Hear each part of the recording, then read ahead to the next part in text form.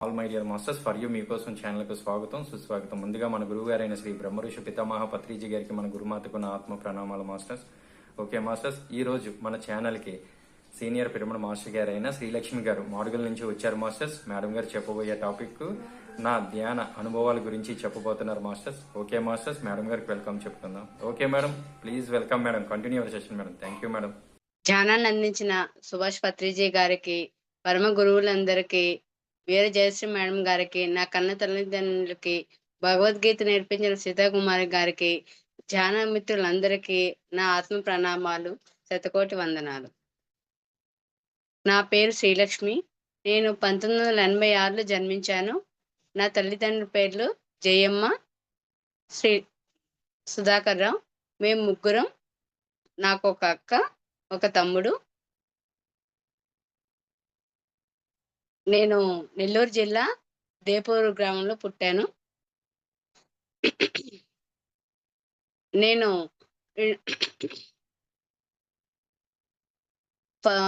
నా ఫస్ట్ మేము గుంటూరు జిల్లా పొన్నూరులో ఉండేవాళ్ళము. తర్వాత 2 సంవత్సరాలు నేను దేపూర్లో ఉన్నాను. దేపూర్లో మా అమ్మమ్మ దగ్గర, మా పెద్దమ్మ గారి దగ్గర ఉన్నాను. అక్కడ అవధూత అయిన వెంకయ్య స్వామి గారు, పెంచుల స్వామి గారు ఉన్నారు. మా పెద్దమ్మ గారు చాలా దైవ భక్తురాలు. ఆవిడ ప్రతి శనివారము వెంకయ్య స్వామి ఆశ్రమానికి వెళ్ళి అక్కడ శనివారము సేవ చేసేవాళ్ళు. పెద్దమ్మ గారితో పాటు కూడా నేను కూడా వెళ్ళి అక్కడ తిరిగేదాన్ని.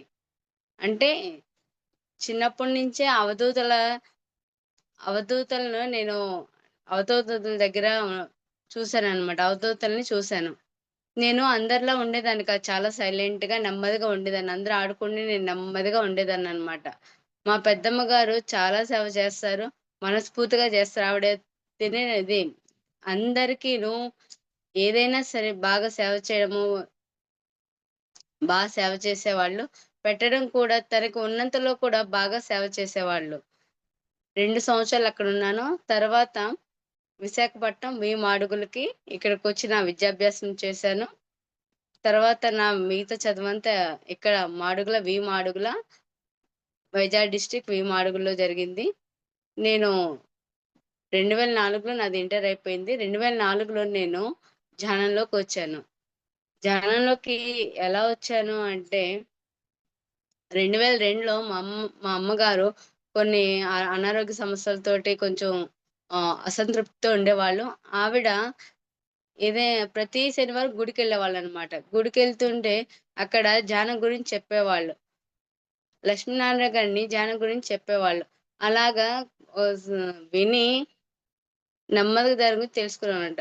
ఒకసారి ఆయన్ని లక్ష్మీనారాయణ గారు ఒకసారి పత్రి సార్‌ని తీసుకొచ్చారు. పత్రి సార్ క్లాస్ వల్ల అమ్మ ధ్యానంలోకి వచ్చారు. అంటే 2002 అంటే అమ్మ ధ్యానంలోకి వచ్చిన తర్వాత అందరికీ ధ్యానం చెప్పడం, చేయించడం అలా చేసేవాళ్ళు. కానీ నేను ఎంత చెప్పినా చేసేదాన్ని కాదు. ఏదో మొక్కుబడిగా చేసేదాన్ని. ఎన్ని సార్లు చెప్పినా అంటే ఏదో కూర్చునే దానికని నాకంత ఇంట్రెస్ట్‌గా నేను కూర్చోలేదనమాట.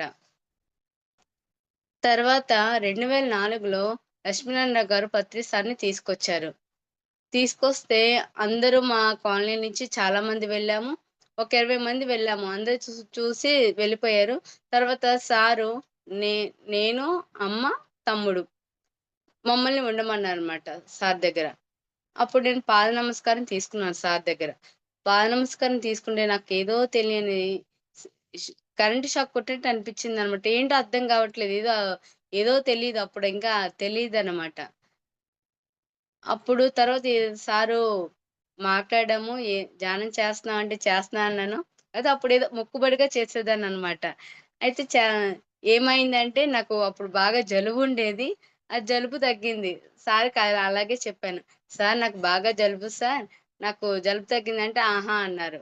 తర్వాత అప్పటి నుంచి ఆ తర్వాత ఏమైందంటే సారు ఫ్లూట్ ఊది ధ్యానం చేయించారు.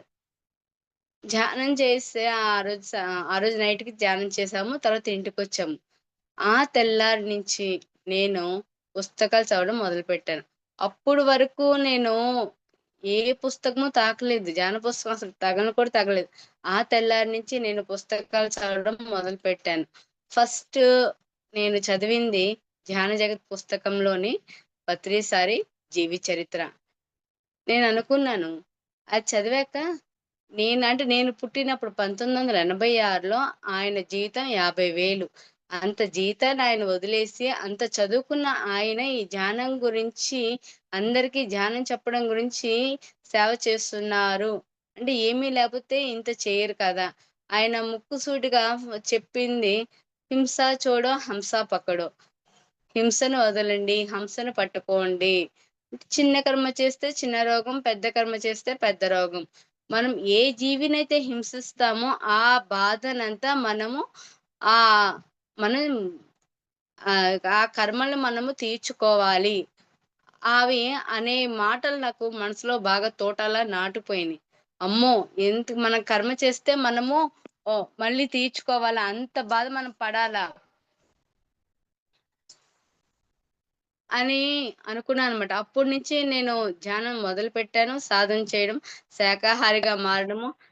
అంటే ఒక జీవిని మన ఆనందం కోసం మనము ఇది ఇది చేస్తే మనం ఆ కర్మని మనము ఆ బాధ మనము ఎలాగైనా పడాలి. ఆ కర్మని తీర్చాలి.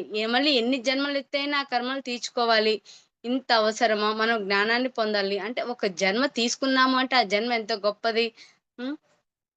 అంటే ఒక జన్మ ద్వారా మనము జ్ఞానాన్ని పొంది, ఆత్మ జ్ఞానాన్ని పొందాలి. మన జన్మని ఈ ఇది చేసుకోవాలి, గొప్పగా చేసుకోవాలి అని అనుకోని 2004 జూన్ 4 నుంచి నేను ధ్యానం మొదలుపెట్టాను. ఎప్పుడైతే నేను ధ్యానం మొదలుపెట్టానో నాలో చాలా మార్పులొచ్చాయి. చాలా అంటే చాలా మార్పులొచ్చాయి. నేను ఎలా ఉండేదాన్నంటే చాలా అంటే నెమ్మదిగా ఉండేదాన్ని. అంటే పని చేసేదాన్ని గానీ, ఏదో మొక్కుబడిగా చేసేదాన్ని. అంటే ఏ పని తప్పిద్దా అన్నట్టు ఉండేదాన్ననమాట. ఈ పని చేయాలా? తప్పక చేయాలి. అంటే హుషారుగా చేసేదాన్ని కాదు. మా అక్క మా అక్క పేరు తులసి, మా తమ్ముడి పేరు వెంకటేషు. మా అక్క చాలా చురుగ్గా చేసే పనులు.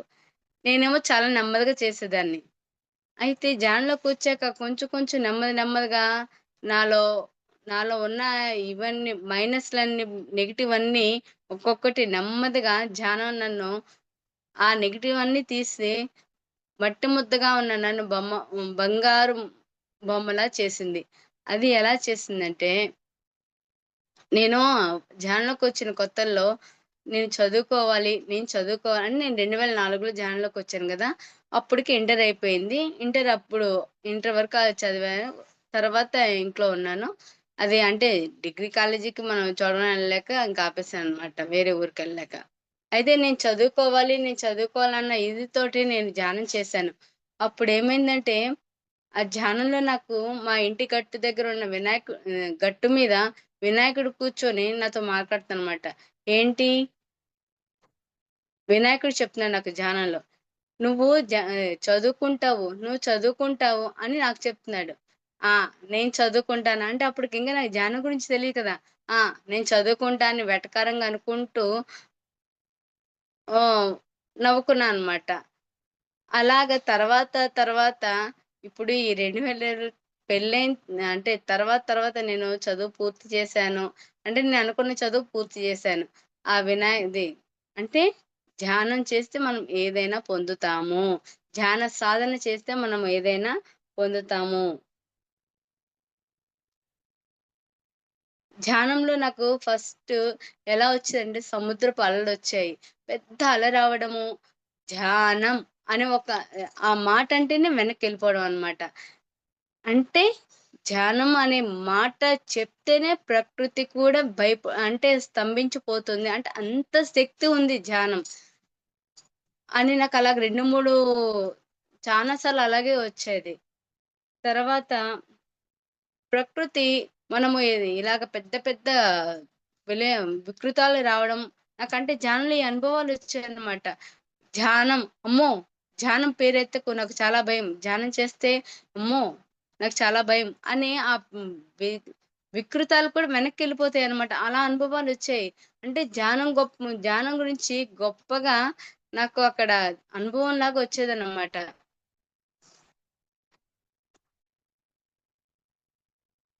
అయితే 2009లో నా మ్యారేజయింది.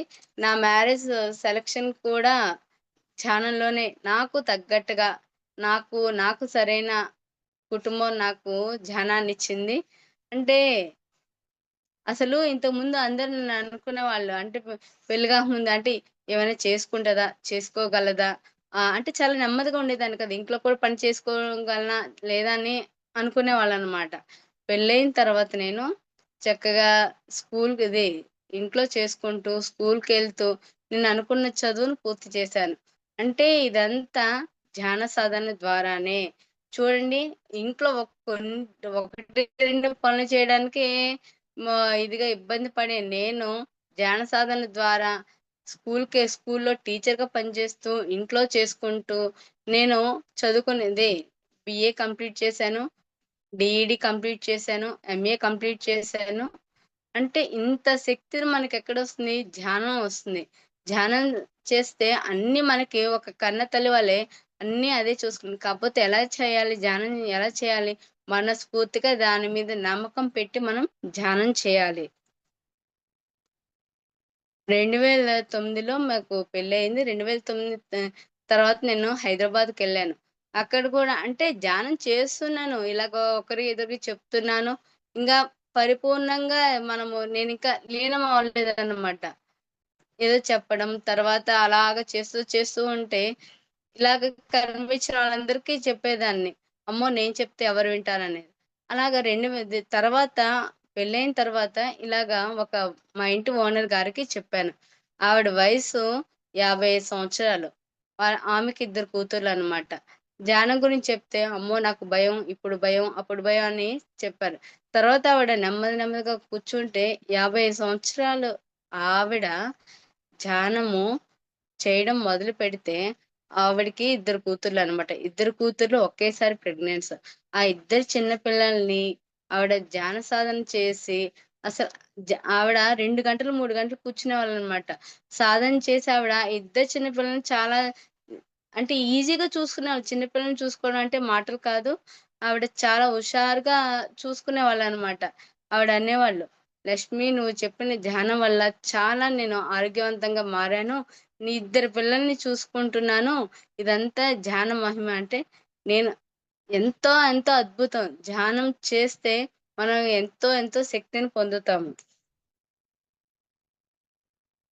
ఇలాగ మాకు హైదరాబాద్‌లో కడతాల్ దగ్గరుండేది. కడతాల్‌కి నేను సేవకి అంటే ఎప్పుడు ఏది జ్ఞాన మహాచక్రాలకి వాటికి వెళ్ళేదాన్ని. ఇలాగా జరుగుతూ ఉండేది. అంటే నాకు వీలైనప్పుడల్లా నేను కడతాల్‌కి వెళ్లి అక్కడ జ్ఞాన మహాచక్రాలో పాల్గొనడము, నాకు తగిన ఇక్కడికి మాడుగులకొచ్చినప్పుడు విశ్వకాంతి పిరమిడ్‌కి రావడం, వీరజేశ్వరి మేడంతో కలవడం ఇలా జరిగేదనమాట. అంటే ఇంతవరకు తర్వాత నాకు 2009లో పెళ్లయింది కదా! నాకు పిల్లలు లేరు. 2013 అంటే అప్పటి వరకు నేను ఏది ధ్యానం చేస్తున్నా మనం ఏదనుకున్నా అలాగయ్యేది. అలాగా నేను ధ్యానంలో నా గురించి నేననుకుంటే, నా కోసం నేననుకుంటే ధ్యానంలో కూర్చోలేకపోయేదాన్ని. బ హ్మ్. బాడీ పెయిన్స్ వచ్చేసాయి. చాలా అంటే ఇబ్బందిగా అనిపిచ్చేది. ఎప్పుడైతే విశ్వ కళ్యాణాన్ని కూర్చున్నాననుకోండి, అప్పుడు ధ్యానంలోకి చాలా చక్కగా వెళ్ళేదాన్ననమాట.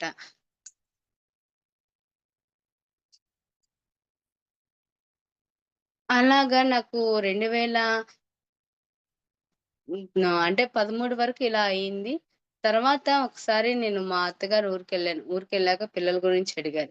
చాలా బాధ అనిపిచ్చింది. ఆ రోజు ఎక్కువ సేపు ఏడ్చేసాను. ఒక 3, 4 గంటలు ఏడ్చేసాను. ఏడ్చేసి ఏంటి నేనెప్పటినుంచో ధ్యానం చేస్తన్నాను. అందరికీ ఇలా చేస్తే అలా పుడుతున్నారంటున్నారు. మరి నేనెప్పటినుంచో చేస్తున్నాను కదా!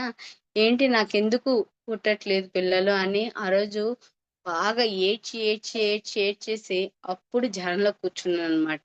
ధ్యానంలో కూర్చుంటే అప్పుడు నాకు వచ్చిన అనుభవం అనమాట. ఏంటంటే అలాగే ధ్యానంలో కూర్చోగానే నాకు ఒక వాయిస్ ఇనిపిచ్చింది. ఏం వాయిస్ అంటే, పత్రి సార్ వాయిస్. నేను ధ్యానంలోకొచ్చిన దగ్గర నుంచి దేనికైనా సరే ధ్యానంలో సార్‌ని అడుగుతానన్నమాట. సార్ ఏంటి? ఇది ఎలా చేయాలి? ఏం చేయాలి? అని అడుగుతానన్నమాట. అక్కడ నాకు వచ్చిన ఆన్సర్ నేను కరెక్ట్‌గా తీసుకుంటాను. అప్ అలాగే అప్పుడు కూడాను నేను సార్ ఆహ్ సార్ వాయిస్ ఇనిపిచ్చింది. ఏమనిపిచ్చిందంటే, "నువ్వు పిల్లల్ని కనడానికి రాలేదు. నువ్వు భూమి మీదకి వేరే పని మీద వచ్చావు" అన్నారు. అప్పుడు అన్న సరే ఏం పని సార్ అని అడిగాను. అప్పుడు సార్ చెప్పలేదు. సమాధానం చెప్పలేదు. 2, 3 సార్లు అడిగాను. సార్ మరి ఏ పని మీద వచ్చాను నేను భూమి మీదకి? నువ్వు అందరిలా రాలేదు భూమి మీదకి అన్నారు. సరే అన్నాను. తర్వాత 2014 ఆ టైంలో మనకి జాన్ మహాచక్రం పెట్టారు. కడతాల్ వెళ్ళాను. అలాగ వెళ్ళిన వెంటనే అలాగ వెళ్లి కూర్చున్నాను. అప్పుడు మెసేజొచ్చిందను. అంటే నా నాకు అనుభవం అన్నమాట. నీ రక్తపు బొట్టు చివరి వరకు నువ్వు సేవ చేయాలి. నువ్వు పిల్లలు కనడానికి భూమి మీదకి రాలేదు అనే మెసేజొచ్చింది. అంటే నేను అనుకున్నానన్నమాట. ఇది అంటే నేను అనుకుంటున్నానా నా ఇది కోసము, లేకపోతే మెసేజొచ్చిందని అలాగే అనుకునేదాన్ననమాట. సరే. నాకు ఊపిరున్నంత వరకు నేను సేవ చేస్తాను. నాకు వీలైనంత వరకు నేను సేవ చేస్తాను అని అనుకున్నాననమాట. అంటే అప్పటి వరకు నేను ఒక నా పేరు చివర ఒక క్వాలిఫికేషన్ ఉండాలి అని అనుకునేదాన్ని. నాకది చాలా ఇష్టం అనమాట. ధ్యానం ధ్యానం చేయడం ద్వారా నాకు నేను అనుకున్న చదువు నేను పూర్తి చేశాను. ఈ అనుభవం ఎప్పుడైతే వచ్చిందో నేను ఇంక బాధపడడం మానేశాను. చాలా అంటే ధ్యానం నాకేది కావాలో అది ఇస్తుంది. నాకు కావాల్సింది ధ్యాన సాధనలో నేను పొందగలుగుతున్నాను. నాకు ఏది కావాలో ధ్యానమే ఇస్తుంది అని ఫ్రీగా ధ్యానంలో నేను సరౌండర్ అయిపోయాననమాట. ప్రతి ఒక్కటి నన్ను నేను గమనించుకోవడము, ధ్యానంలో సరౌండర్ అయిపోయాను.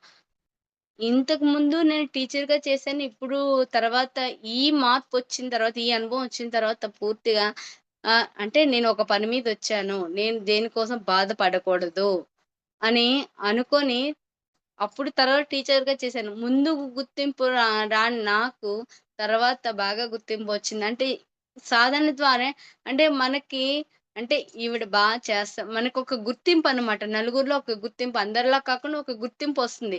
అది దేని ద్వారా వస్తుంది? ధ్యాన సాధన ద్వారానే వస్తుంది. ధ్యాన సాధన ధ్యాన సాధన ఎలా చేయాలి? పూర్తిగా సరౌండరే చేయాలి.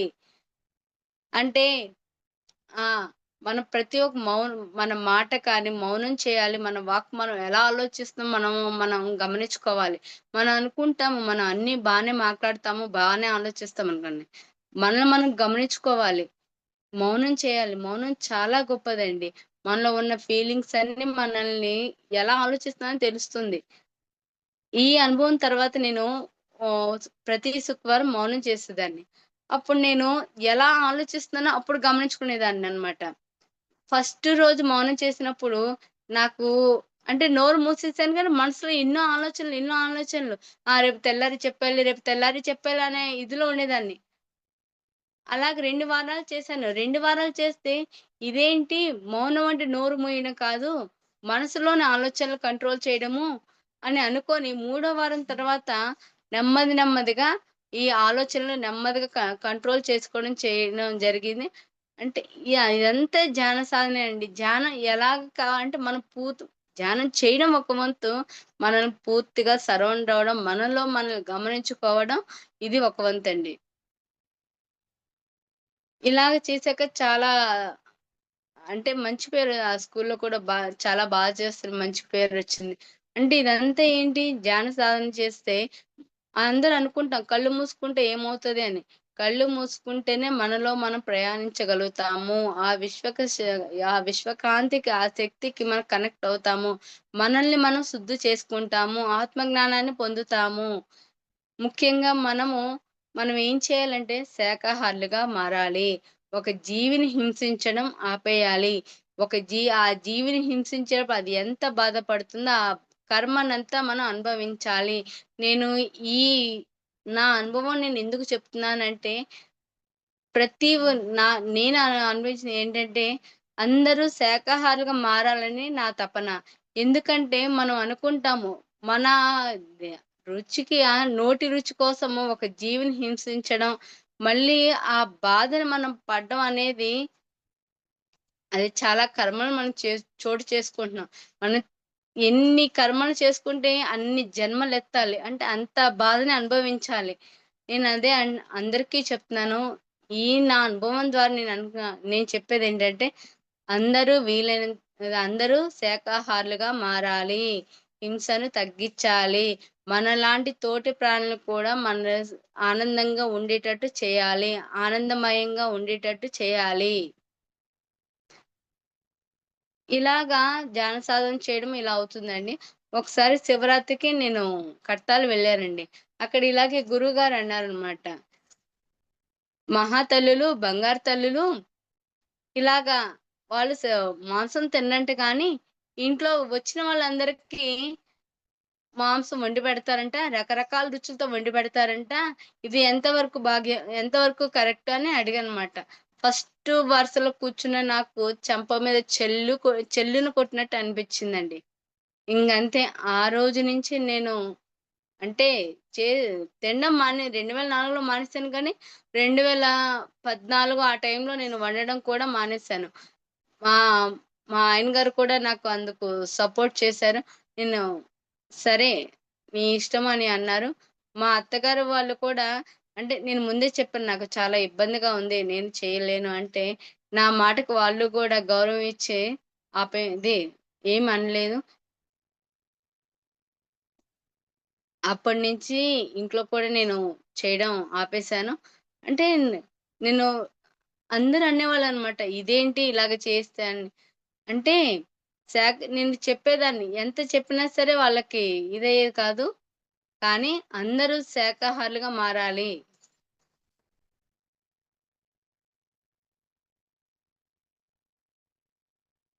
నేను చెప్పాను కదండీ! 2013లో వచ్చిన అనుభవం నాకు ఎలాగైతే అనిపిచ్చిందో, తర్వాత పత్రి సారు ఇక్కడ విశ్వకాంతి పిరమిడ్‌కొచ్చినప్పుడు 2023 అండి. నేను ధ్యానంలో అయితే ఎలా పొందానో అనుభవం, అదే అనుభవం ఇక్కడ పిరమిడ్ దగ్గరికొచ్చినప్పుడు సారు 2022లో వచ్చారండి. ఇక్కడ వీరజాస్మి మేడం గారు వాళ్ళ కోడలు అడిగారు. "ఈ అమ్మాయి చాలా మంచిదండి. ఈ అమ్మాయికి పిల్లలు లేరు. పిల్ల అంటే పిల్లలు లేరు" అని అడిగారనమాట.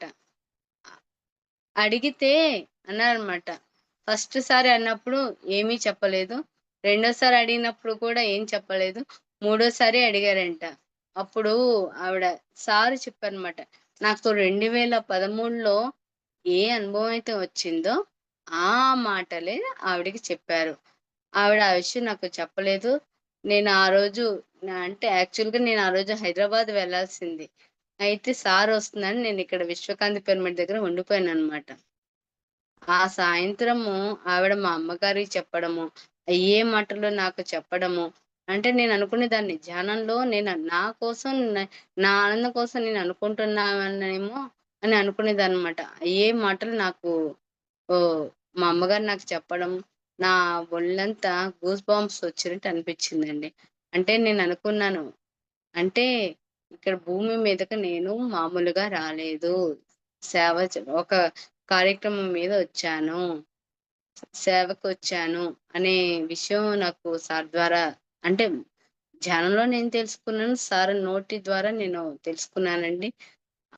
అంటే నా జన్మకి కారణం వేరొక కారణం ఉంది. అందరిలా రాలేదు. ధ్యానంలో నేను నా గత జన్మల్ని చూసుకున్నానండి.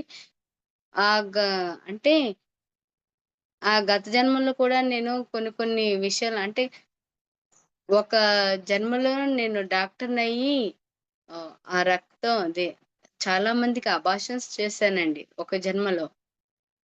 అది ఒకటి.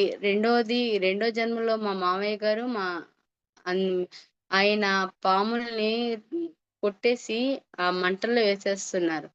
అంటే ఈ ఈ జన్మలో నేను ఈ ధ్యాన సాధన ద్వారా నా పూర్వ గత జన్మల కర్మఫలం కూడా సాధన చేసి కర్మను నేను శుద్ధి చేసుకుంటున్నానండి. దానికే నేను అంటే సేవ చేయడానికి వచ్చాను. నా కర్మని దగ్ధం చేసుకోవడానికి కూడా నేను ఈ జన్మని తీసుకున్నాననే సత్యం నాకు ధ్యానంలోనే తెలిసింది. ఇంతటి మహాజ్ఞానాన్ని అందించిన సుభాష్ పత్రిజీ గారికి శతకోటి వందనాలు. సా సారు ప్రతి ఒక్క మహిళను అసలు ఇంతకు ముందు మహిళలు చాలా అంటే కొన్ని కొన్ని సమస్యలతోటి ఇంటి దగ్గరే అలాగా ఆహ్, బాధపడుతూ ఉండేవాళ్ళు. అలాంటి స్త్రీ స్త్రీ శక్తుల్ని ఈ జ్ఞానము అనే మాట ద్వారా ఆ! అద్భుతమైన శక్తిని అదే ధ్యానం అనే శక్తినిచ్చి ఆ! చాలా శక్తివంతులుగా చేశారు. ఇప్పుడు చూడండి ప్రతి ఒక్క ధ్యానం నేర్చుకున్న మహిళ ఎంత వైభవాన్ని మనకి నిర్మిస్తున్నారో చూడండి. ఇలాగా జూముల ద్వారాను పిరమిడ్‌లు నిర్మించి, క్లాసులు నిర్మించి ఎంతెంత అద్భుతంగా ఎంతెంత జ్ఞానాన్నిస్తున్నారో చూడండి. అందుకే ప్రతి ఒక్కరు మనము ధ్యానం చేయాలి. ధ్యానం చేసి మనలో ఉన్న అజ్ఞానాన్ని మనం రూపుమాపుకోవాలి. తర్వాత మేము 2021లో కరోనా వచ్చింది కదండీ! కరోనాలో నేను మేము హైదరాబాద్‌లో ఉండేవాళ్ళము. తర్వాత ఆహ్, ఇక్కడ మేము ఆ కరోనా టైంలో ధ్యానం చేసేవాళ్ళము. నేను, ఈయన ఇద్దరము ధ్యానం చేసేవాళ్ళము. అనుకోకుండా మేము మాడుగుల రావడం అని అనుకున్నామనమాట. అంటే హైదరాబాద్ నుంచి మళ్ళీ మాడుగుల విశ్వకాంతి పిరమిడ్ దగ్గరికి రావడం ఏంటి అని అనుకున్నాను. నేను అన్నాను కదండీ! పత్రి సార్‌కి ఏదైనా వచ్చినా సరే నేను ధ్యానంలో సార్‌ని అడుగుతాను. అంటే సారు నేను రోజు స్పీచెస్ పెట్టుకుంటూ వింటాననమాట. అంటే ఆయన రోజు విన్నవే కానీ అంటే నాతో మాట్లాడుతున్నట్టు అనిపిస్తదనమాట. నా పక్కన ఉన్నట్టు, నాతో అంటే మనకి ఒక మనిషి పక్కన ఉన్నట్టు అనిపిస్తదనమాట. ఒక ఉదాహరణ అండి. అసలు నాకు చాలా పిరికిగా ఉండేదాన్ననమాట ధ్యానానికి రాకముందు. అలాంటి దాన్ని ధ్యానం చేసి ఒకరోజు నేను 3:30కి నేను అంటే హైదరాబాద్ వనస్థలిపురం నుంచి సికింద్రాబాద్ రైల్వే స్టేషన్‌కెళ్ళానండి. ఒక ధైర్యం అనమాట. సార్ నాకు ఉన్నారు సార్ పక్కనున్నారు అనే ఇది నాకుంటుంది. ఇంకొకసారి ఏంటండి, నేను శీతాకాలము యోగా నేర్చుకోవడానికెళ్ళేదాన్ననమాట. 4:30కి శీతాకాలం అక్కడ గుడి దగ్గర చెరువుంది. పెద్ద చెరువు. చాలా చీకటిగా ఉంది. ఆ టైంలో నేనొక్కదాన్నే ఉన్నాననమాట. అంటే సార్ నా పక్కన ఉన్నట్టన్న ధైర్యం అనమాట. అలా ఉండి ఎప్పుడూ అలాగ నాకు పక్కనే ఉన్నట్టు, నాతో మాట్లాడుతున్నట్టు ఉంటుందనమాట. ఇక ఇదే విషయము సార్ ఇక్కడికొచ్చినప్పుడు అడిగానండి. 2021లో వచ్చినప్పుడు ఇలాగ అడిగాననమాట. సారొచ్చినప్పుడు అడిగాను. సార్ మీ స్పీచెస్ వింటుంటే మీరు నాతో మాట్లాడుతున్నట్టే ఉంటది. మీరు నా పక్కనే ఉన్నట్టు ఉంటది అని అడిగితే సారన్నారు. కొన్ని జన్మల్లో మనము కలిసి ప్రయాణించాం మేడం. అందుకే మీకలా అనిపిస్తుంది అని చెప్పారు. అలాగే అంటే ఇప్పుడు ఏ విషయమైనా సరే నేను ఆ సార్‌ని అడుగుతాను. అయితే మేము హైదరాబాద్ నుంచి మాడుగులు రావడం సార్‌ని అడిగాననమాట. అప్పుడు 2 గంటలు ధ్యానం చేసేవాళ్ళము. ధ్యానం చేదే అడిగితే నాకు సమాధానం నెమ్మదిగా వచ్చిందనమాట. పద అని అన్నారు. కానీ అది నాకు అంటే హైదరాబాద్ నుంచి ఇలాగ మా ఊరికి రావడం అంటే మాటలు కాదు కదా! నాకు ధైర్యం చాలట్లేదు. సార్ ఏంటి నాకు అంటే అప్పటి నుంచి మేము వెహికల్ చూస్తున్నా ఏమి కుదరట్లేదు. ఏ పని ముందుకు వెళ్ళట్లేదు. సరే ఏంటి సార్ అన్నాను. అప్పుడు మళ్ళీ సారు గట్టిగా అన్నారు. పన్ పద అని. అప్పుడు వెంటనే మనకి అన్నీ కుదరడము మేము హైదరాబాద్ నుంచి అంటే మాడుగుల వైజాగ్ డిస్ట్రిక్ట్ మాడుగుల విశ్వకాంతి పిరమిడ్‌కొచ్చాము. ఇక్కడ మా అమ్మగారు రూమ్ తీసుకున్నారు.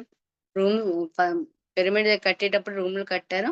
ఆ రూమ్‌లో మేము విశ్వకాంతి పిరమిడ్ దగ్గర ఉన్న రూమ్‌కి మేము షిఫ్ట్ అయ్యామన్నమాట. ఈ విశ్వకాంతి పిరమిడ్ నిర్మించిన వ్యవస్థాపకులు వీర జయశ్రీ మేడం. వీర జయశ్రీ మేడంకి శతకోటి వందనాలు. వీర జయశ్రీ మేడం గురించి మనం చెప్పాలంటే చాలా చాలా ఉందండి. ఆవిడ మనది సేవని చూసి సేవ సేవను చూసి చాలా నేర్చుకోవాలండి. ఎలా సేవ చేయాలంటే తృప్తిగా చేయాలండి. ఎంత తృప్తిగా అంటే డబ్బున్న వాళ్ళందరూ చేస్తారు సేవ. మనస్ఫూర్తిగా చేయాలండి. అంటే మనము అనుకుంటాము. ఎంత మనకి ఏది చేసినా మన కోసం మనం ఆలోచించుకుంటాము. ఆవిడ అలా కాదండి. తినేటప్పుడు ఎవరైనా వచ్చినా మొత్తము పెట్టేస్తారనమాట. ఆవిడ కోసం ఆవిడ ఆలోచించుకోరు. పెట్టేది కూడా తృప్తిగా పెడతారు. ఎలా అంటే నేను, నాది అనే మాటలు ఆవిడ డిక్షనరీలో లేవండి. మనది, మనము, మన కోసము అని ఆవిడ డిక్షనరీలో పదాలండి. అది మనం నేను, నాది అనే మాటలు తీయడం అంటే ఆషామాషీ కాదండి. మనము అనే భావన మనం నేర్చుకోవాలి. అంటే ఆవిడ కూడానండి వేరే చేసిన మేడం చాలా బాధల్లో నుంచి ఏ అంటే చచ్చిపోదాము అనే స్థితికెళ్ళి ఈ ధ్యానాన్ని పొంది, జ్ఞానాన్ని పొంది, ఇక్కడ మాడుగుల్లో విశ్వకాంతి పిరమిడ్‌ని నిర్మించారండి. అంటే అందరూ జ్ఞానాన్ని పొందాలి, సంతోషాన్ని పొందాలి అనే భావంతో ఆవిడ ఇక్కడ విశ్వకాంతి పిరమిడ్‌ని కట్టారండి. ఇక్కడ వచ్చిన వాళ్ళందరికి ఆవిడ చాలా ఆప్యాయంగా చూసుకునేవారండి. అంటే ఇక్కడ వచ్చిన వాళ్ళందరికీ ఇక్కడ మాకొక ధైర్యం అన్నమాట. అంటే మాకిక్కడ అమ్మ ఉన్నారు. హ్మ్. జగన్మాత ఉన్నారు. హ్మ్. అనే ఇక్కడ అందరికి ఒక నమ్మకం అండి. ఆవిడ తూర్పు గోదావరి జిల్లా, పశ్చిమ గోదావరి జిల్లా అన్ని ప్లేసుల్లో ఆవిడ ధ్యాన ప్రచారం చేశారండి. అంటే అందరికి ఇంకా అంటే ఒక కన్న తల్లి వలె ఉండేవాళ్ళండి జగన్మాత. ఎవ్వరు వచ్చినా సరే ఇలాగ 2 చేతులు అప్పగిచ్చేసి రా కన్నా అంటే అంత ప్రేమతత్వం అన్నమాట. మనం అనుకుంటాం మన పిల్లలు, మనది, మనమ్మ, మన వాళ్ళు మనమే అనుకుంటాము. అలా ఆవిడని చూసి అదే నేర్చుకున్నా. అందరూ మన వాళ్ళే, ఆత్మ బంధువులే. నా లేదు, నేను లేదు అనే 2 మాటలు ఆవిడ కొట్టేసారండి ఆవిడ డిక్షనరీలో. సేవ చేయడము, ప్రకృతికి సేవ చేయడము, మొక్కలు పెంచడం, చెట్లను పెంచడం, భూమాతతో కనెక్ట్ అవ్వడం ఆవిడ చెప్పేవాళ్ళండి. మ మనకి ఇంత ఇస్తున్న మనము ప్రతి క్షణం మనకి స్ మనకి నించోడానికి, మనకి జీవనానికి పడుతున్న భూమాతకి మనం సేవ చేయాలి. భూమాతతో మనం కనెక్ట్ అవ్వాలి అని చెప్పారండి. ఎంత సేవంటే అంత సేవండి. చాలా మనకి ఎంత కొంత కొంతమందికి డబ్బున్న సేవ చేస్తారండి. కానీ ఇంత సంతృప్తిగా చేయరండి. ఆవిడ చేసిన సేవలకు ఇక్కడ ఆవిడ నిర్మించిన విశ్వకాంతి పిరమిడ్‌కొచ్చి అందరూ చూసి, ధ్యాన సాధన చేసి జ్ఞానాన్ని పొందాలండి. ఇక్కడ ప్రకృతి కూడా చాలా అద్భుతంగా ఉంటుంది. ఆమె స్వహస్తాలతో ఓహ్! నిర్మిం ఆహ్, నాటిన చెట్లున్నాయండి. ఇక్కడికి మాడుగులొచ్చిన తర్వాత వేదవ్యాస్ మేడం గారితో పాటు మా అమ్మగారు కూడా ఇక్కడ పిరమిడ్ నిర్మాణంలో చాలా సహాయపడేవాళ్ళండి. ప్రతి ఒక్క మొక్కని వాళ్ళిద్దరు ఎంత ఆప్యాయంగా ఏసేవాళ్ళంటే పులకించిపోయి ఇక్కడ ఉన్న ప్రతి ఒక్క చెట్టుని అంత ఆనందంతో ఏసారండి. ఇక్కడ ప్రకృతి కూడా చాలా అందంగా ఉండేదండి. చాలా అందంగా ఉంటదండి ప్రకృతి. నాకు ఇక్కడికి మాడుగులు నేను ఎండాకాలం సెలవులకొచ్చినప్పుడు అలాగా మేడం గారితో పరిచయం ఉందండి. కడతాల్‌కొచ్చినప్పుడు కూడా ఆవిడతో అంటే వచ్చినప్పుడల్లా ఆవిడతో కలుస్తూ ఉండేదాన్ని. అలాగా అనుబంధం ఉండేది. ఇక్కడికి వచ్చాక ఇంకా అనుబంధం ఉందండి. అక్కడ నాకు మేడం గారు చా ఏదో తెలియని బంధమండి. గత జన్మల బంధము. ఆవిడతో మాట్లాడుతుంటే చాలా ఆప్యాయతగా ఉండేది. అయితే నాకు ఒకసారి ధ్యానంలో అనుభవం వచ్చిందండి. ఏం అనుభవం వచ్చిందంటే, ఆవిడ వస్తున్నారు. వస్తూ ఇక్కడ పిరమిడ్ ముందు పడిపోయారనమాట. ఈ అనుభవం నాకు హైదరాబాద్‌లోనే వచ్చింది. 2016, 17 ఆ టైంలో వచ్చింది. వస్తూ ఆవిడ పిరమిడ్ దగ్గర పడిపోతే, ఆవిడలో నుంచి కాంతి పిరమిడ్ చుట్టూ తిరిగి ఇలాగా పిరమిడ్‌లో నుంచి వెళ్ళిపోతుందండి. వెంటనే ఆవిడకి ఫోను చేసి చెప్పానండి. ఆ! ఇలాగ అనుభవం వచ్చింది మేడం అంటే, ఇ ఎవరినంటే ఇలాగ అంటే భయపడింది ఇదవుతారు కానీ ఆవిడ "ఎలా వచ్చింది చెప్పు? ఏమొచ్చింది చెప్పు? ఇంకా చెప్పు, ఇంకా కూర్చో" అని అన్నారండి. ఆ తర్వాత అర్థమైందండి ఆవిడ కాలం చేసేటప్పటికి నేను విశ్వకాంతి పిరమిడ్‌కి రావడం, ఆవిడ జ్యోతిని నేను చూడగలిగానండి. మేడం గారికి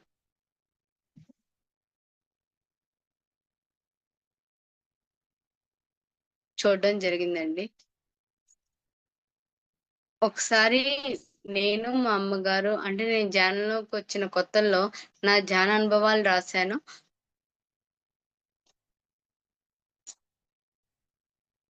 నా ధ్యాన అనుభవాలు రాసి మేము సరదాగా చదువుతున్నానన్నమాట. నేను నవ్వుకుంటూ ఆ చిన్న చిన్న అనుభవాలు వచ్చిన నవ్వుకుంటుంటే అలాగా బుక్ చూసి నేను చదువుతున్నానండి. అంటే సాయంత్రం పూట ఆవిడ ధ్యానంలో నుంచి ఇలాగా అంటే ఆకాశంలో నుంచి దిగుతున్నట్టు ఒక దేవతామూర్తిలాగా నాకు కనిపించారండి.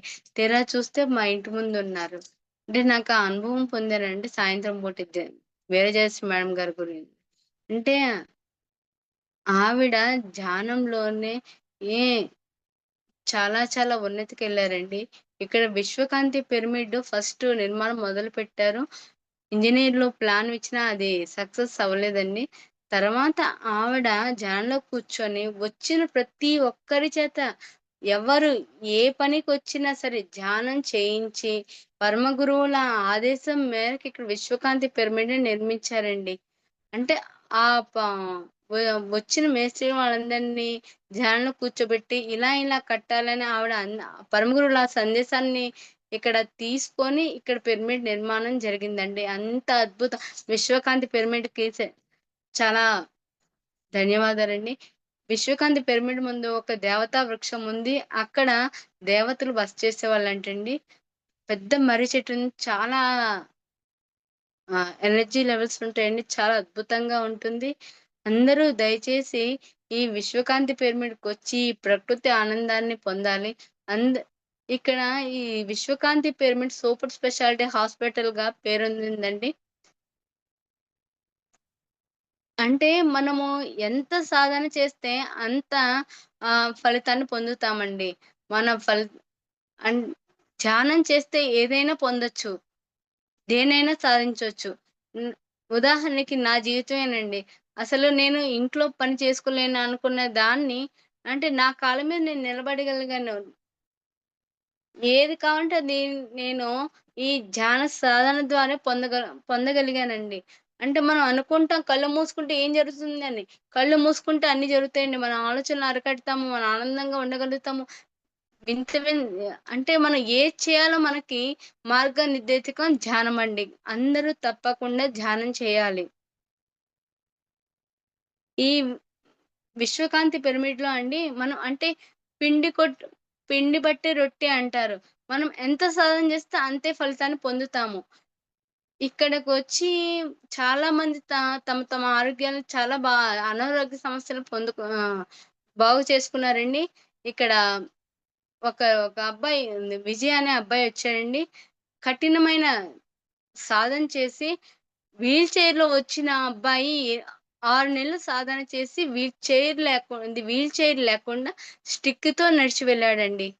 అంటే ఎంత సాధనను బట్టే మనకి పనులు సమకూరు ధరలోన అన్నారు. సాధన చేస్తే చాలా అద్భుతంగా ఇక్కడ అంత ఎనర్జీ ఉంటుందండి. అలా నిరంతరంగా సాధన చేస్తూ ఉండేవాడు. మంచి ఫలితాన్ని పొందాడు. తనకి ఉద్యోగమొచ్చింది. వివాహమయింది. అంటే నడుము దగ్గర నుంచి కింద భాగము తనకి పని చేయలేదండి. వీల్ చైర్‌లో వచ్చాడు. అలాంటి వ్యక్తికి సాధన చేసి ఉద్యోగాన్ని పొందారండి. పెళ్లి చేసుకున్నారు. చూడండి ఎంత చక్కగా చేశారో. నేనిక్కడ విశ్వకాంతి పిరమిడ్ దగ్గర ఉంటున్నానండి. ఇప్పుడు నా నేను ప్రైవేట్ టీచర్‌గా చేస్తున్నాను. నేను సాధన చేసినప్పుడు చాలా అద్భుతంగా ఉంటుంది. యాక్టివ్‌గా ఉంటాను. అదే సాధన చేయలేదనుకోండి చాలా అంటే బెలూన్‌లో గాలిపోయినట్టు అనిపిస్తదండి. ఇంకే వెంటనే నాకు ఏ సమస్య వచ్చినా నాకు ధైర్యం అన్నమాట. నా చేతిలో ధ్యానం ఉంది. నాకు పరిష్కారం ఉంది అనే నమ్మకం నాకు. వెంటనే వెళ్లి కూర్చుంటానండి. వెంటనే నాకు ఎంత ఎనర్జీ అంటే అది తెలిసిపోతుంది. ఎనర్జీ వస్తుంది. చాలా బూస్టప్ అవుతుందన్నమాట. ధ్యాన స ధ్యానం చేయడం వల్ల ప్రతి ఒక్కటి మనం పొందొచ్చు. మనము ఎంత సాధన చేయాలంటే ఒక సమస్యను బట్టి సమస్య గురించి కాదండి ఇక్కడ. జ్ఞానాన్ని పొందాలి. జ్ఞానం ద్వారా వాళ్ళ పరమ గురువులిచ్చే మెసేజెస్‌ని పొందాలి.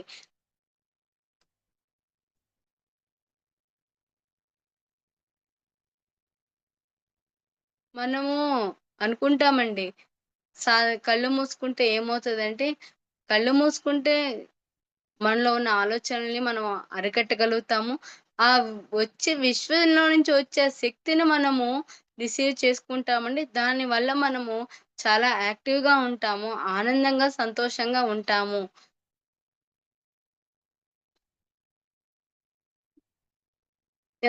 ధ్యాన సాధన వల్ల మనం ఏదైనా పొందొచ్చు. అంటే చిన్న ఉదాహరణ అండి.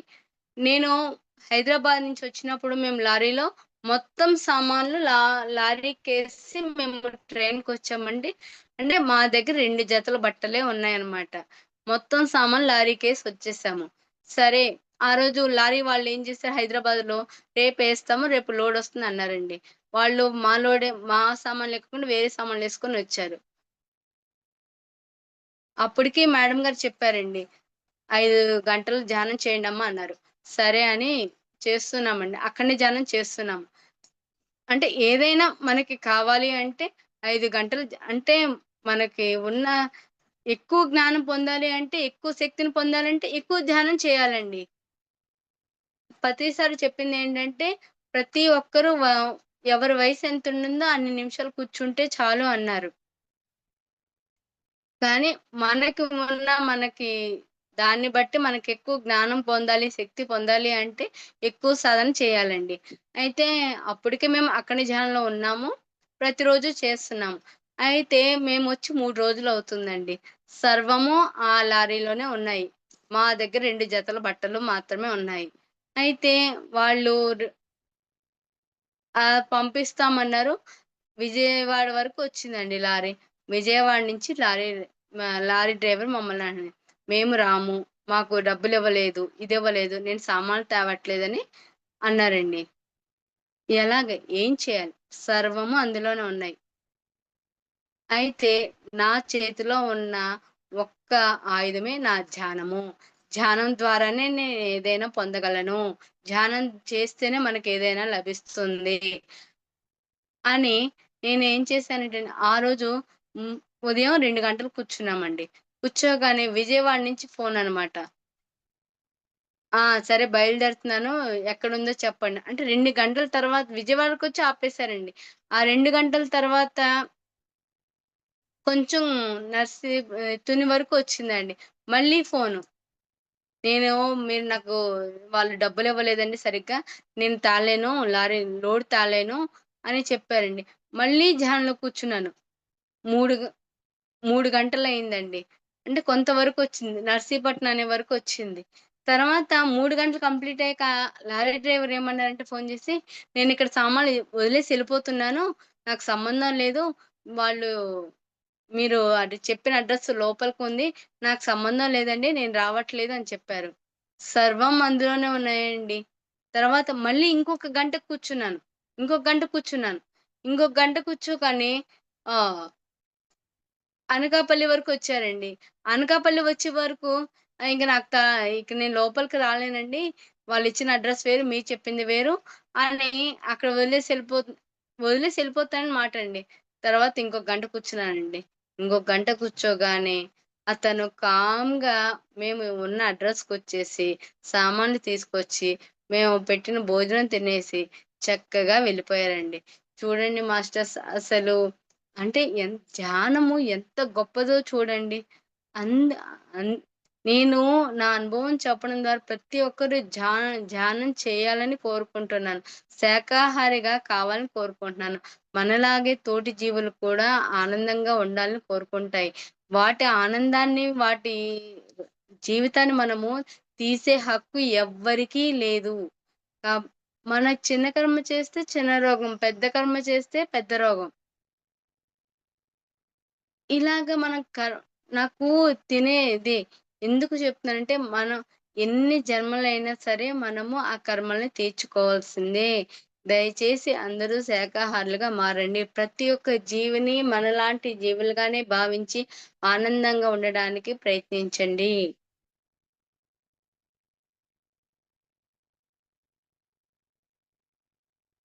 మేమిక్కడ విశ్వకాంతి పిరమిడ్ దగ్గరకొచ్చామండి. మేము 2021లో వచ్చాం. 2020లో వచ్చాము. 20లో వచ్చామండి. 20లో వచ్చిన తర్వాత వీరజస్ మేడం గారి ప్రతి ఒక్క నిమిషం ఆవిడ ఎలా అంటే ఎంత ప్రేమతత్వంగా ఉంటున్నారు, ఎలా సేవ చేస్తున్నారు అని ఆవిడతో ప్రతి ఒక్క కొన్ని రోజులు ఆవిడతో చాలా ఆనందంగా ఆహ్, జ్ఞానాన్ని పొందానండి. తర్వాత ఇక్కడ ఆవిడ ఉంటారని నేను వచ్చాను. కానీ ఆవిడ ఈ జన్మని పూర్తి చేసుకొని ఆత్మలోకాలకి వెళ్ళిపోయారు. తర్వాత ఆవిడ చనిపోయిన తర్వాత అలాగే అంటే ఇక్కడ ఆవిడ నిర్మించిన ఈ విశ్వకాంతి పిరమిడ్‌ని తల్లివాక్కు పరిపాలనగా వాళ్ళ ఇద్దరు కుమారులు విశ్వకాంతి పిరమిడ్‌ని చూసుకుంటున్నారండి. చాలా చక్కగా అవుతుంది. ప్రతి పౌర్ణమి చాలా చక్కగా అవుతుంది. శ్రీరామనవమి అందరూ వచ్చి ఇక్కడ విశ్వకాంతి పిరమిడ్‌ని ఇక్కడ ఉన్న ప్రకృతిని, ఇక్కడ ఉన్న ఎనర్జీని ప్రతి ఒక్కరు తీసుకోవాలని కోరుకుంటున్నానండి. నేను చెప్పాను కదండీ! జ్ఞానం మనకి ఏది కావాలంటే అది అంటే ఏ టైంలో ఎలా కావాలో ఒక తల్లి ఎలా ఇస్తుందో అలా మనకి ధ్యానం ఇస్తుందండి. నేను అనుకున్నాను ఫస్ట్ నాకు చదువు ఉండాలి అనుకున్నాను. నాకు చదువొచ్చేసింది. అప్పుడు అనుకున్నాననమాట. నేను నా చదువయిపోయింది. ఏదో ఒక సేవ చేస్తే బావుంటుంది ధ్యానంలో అని అనుకున్నాను. వెంటనే ఇక్కడికి మాడుగులకి రావడం. అంటే ఇక్కడ నేను టీచర్‌గా చేస్తున్నాను. వీలైనప్పుడల్లా నేను ధ్యాన సాధన చేస్తూ నాకు వీలైనంత ఇదిగా నేను సేవ చేస్తానండి. అనుకున్నాననమాట. మనం నేను సీతాకుమారి గారు అన్నారండి. ఆ! జ్ఞానం అనేది ఊరికనే రాదు. పరమ గురువుల ఆదేశం మేరకు వస్తది అని అన్నారనమాట. చాలా అప్పుడు చాలా బాగా అనిపించింది. అంటే సీతాకుమారి గారు చాలా చక్కగా ప్రతి ఒక్కటి చాలా ఓపికగా అందరికీ నేర్పిస్తారండి. భగవద్గీత, భజగోవిందం శ్లోకాలు చాలా అందరికి చక్కగా ఓపికగా నేర్పిస్తున్నారు. అప్పుడు అనుకునేదాన్ని ఆవిడ ఎన్ని సార్లు చెప్పినా నేను వినలేదండి. అయితే నేను రీసెంట్‌గా 2 నెలల నుంచి నేర్చుకుంటున్నాను.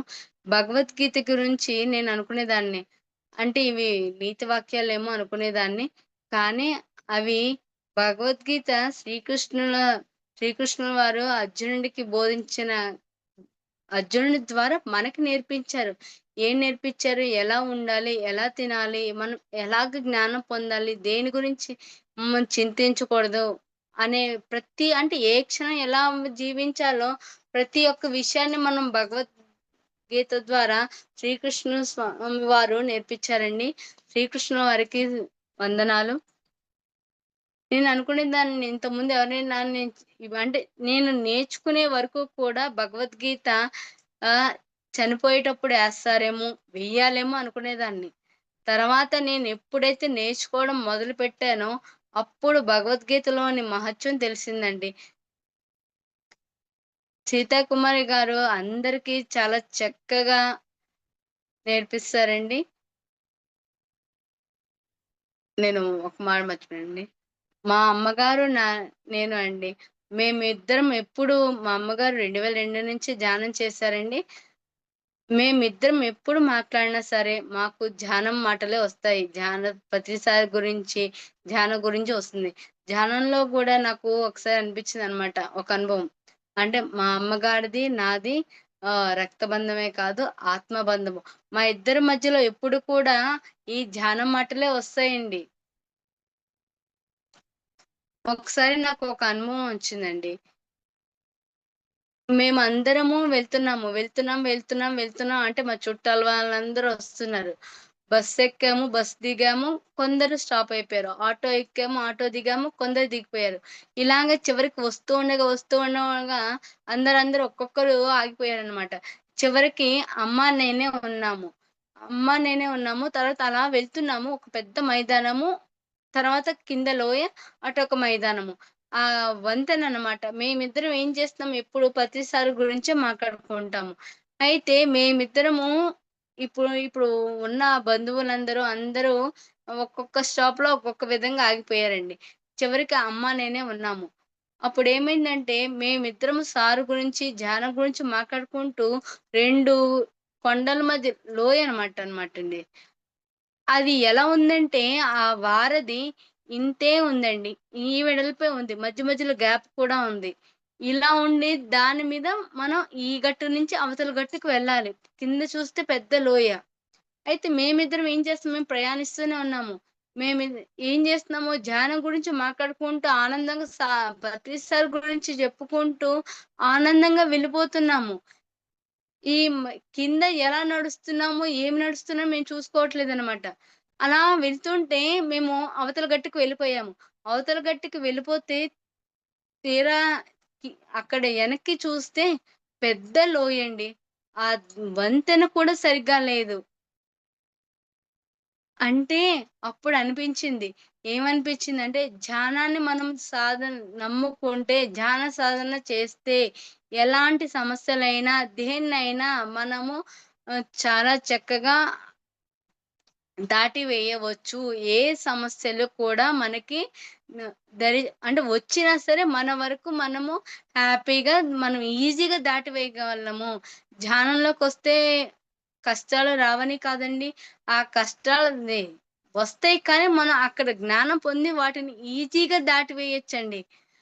నాకు మొదట్లో వచ్చిన అనుభవాలు ధ్యానం అనే మాట వినగానే ప్రతి ఒక్కటి అవి స్తంభించిపోయాయి, భయపడిపోయాయి. పెద్ద అల వచ్చినట్టు వచ్చి సునామీ వచ్చేది. ఫస్ట్‌లోనే వచ్చిందండి. సునామీ వచ్చినట్టు ఒక కలొచ్చిందనమాట. అప్పుడు నాకింకా అంత అవగాహన లేదు. పెద్ద అల రావడం, ధ్యానం అనే మాట వినడం, అది వెనక్కెళ్ళిపోవడం అనమాట. ఏది దేన్నైనా సరే మనం ధ్యానం ద్వారానే దాటి వేయవచ్చు. కష్టాలు రావని కాదండి. ఈ ధ్యానం అనే నావను పట్టుకుంటే మనము ఏ దే ఈ జీవితంలో చాలా సునాయాసంగా దాటేయొచ్చు. ధ్యానం అనే నావ ద్వారా శాకాహారిగా మనం ఇంకా ఇంకా ఆనందంగా, హ్యాపీగా ఆ! ఎంజాయ్ చేస్తూ మన జీవితాన్ని ద ఆహ్, జీవించొచ్చండి. భగవద్గీత సీతాకుమార్ ఆంటీ గారి ద్వారా నేను సాధన చేస్తున్నానండి. ఎంత ఎంత గొప్పగా చెప్పారు శ్రీకృష్ణ పరమాత్మ వారు. ఒకరి ధ్యానం గురించి అందులో ఏముందో నేనిప్పుడు చెప్తున్నానండి.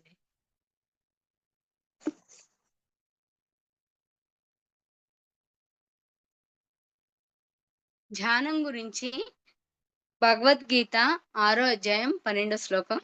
తంత్రైకాగ్రః మనః కృత్వా యతచిత్రేంద్రియక్రియః ఉపవిశ్వాసనే యుంజాత్ యోగమాత్మవిశుద్ధయే యోగమాత్మవిశుద్ధయే. ఈ సుఖ ఆసనం మీద కూర్చొని ఇంద్రియాలను, మనస్సును స్వాధీనం చేసుకొని అంతఃకరణ శుద్ధి కోసము ఏకాగ్రతతో ధ్యాన యోగ సాధన చేయాలి. చూడండి ఎంత చెప్పారో ధ్యానం గురించి.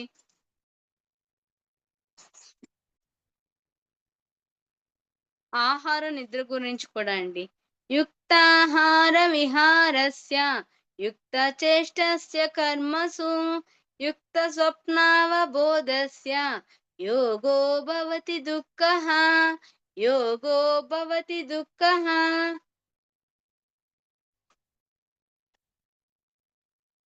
యుక్తమైన ఆహారము, నడత, కర్మాచరణ, యుక్తమైన నిద్ర, మెలకువలు కలిగి ఉన్న వాడికి మాత్రమే దుఃఖాల్ని పోగొట్టే ధ్యాన యోగం సిద్ధిస్తుంది.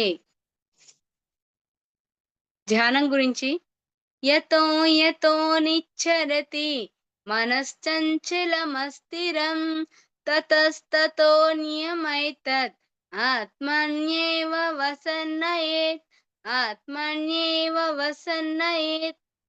చంచల స్వభావం కలిగి ఉండి ఎంత మాత్రము నిలకడలేని మనసు ఎక్కడెక్కడో సంచరిస్తుంటే అక్కడక్కడి నుంచి దాన్ని మరలించి ఆత్మలోనే నిలిచేటట్టు చేయాలి. మనసులో మనసు ఆలోచనల పుట్ట, చంచలత్వం దాని యొక్క మౌలిక స్వభావం. అది ఎంతసేపు ఇంద్రియ విషయాల మీదకే గత స్మృతుల్లోకి ఎక్కడెక్కడికో పరుగులు తీస్తూనే ఉంటుంది. అటువంటి దాన్ని ఆత్మస్థితిలో ఉండేటట్టు చేయాలంటే ఉన్న గొప్ప ఉపాయం శ్వాస మీద ధ్యాస.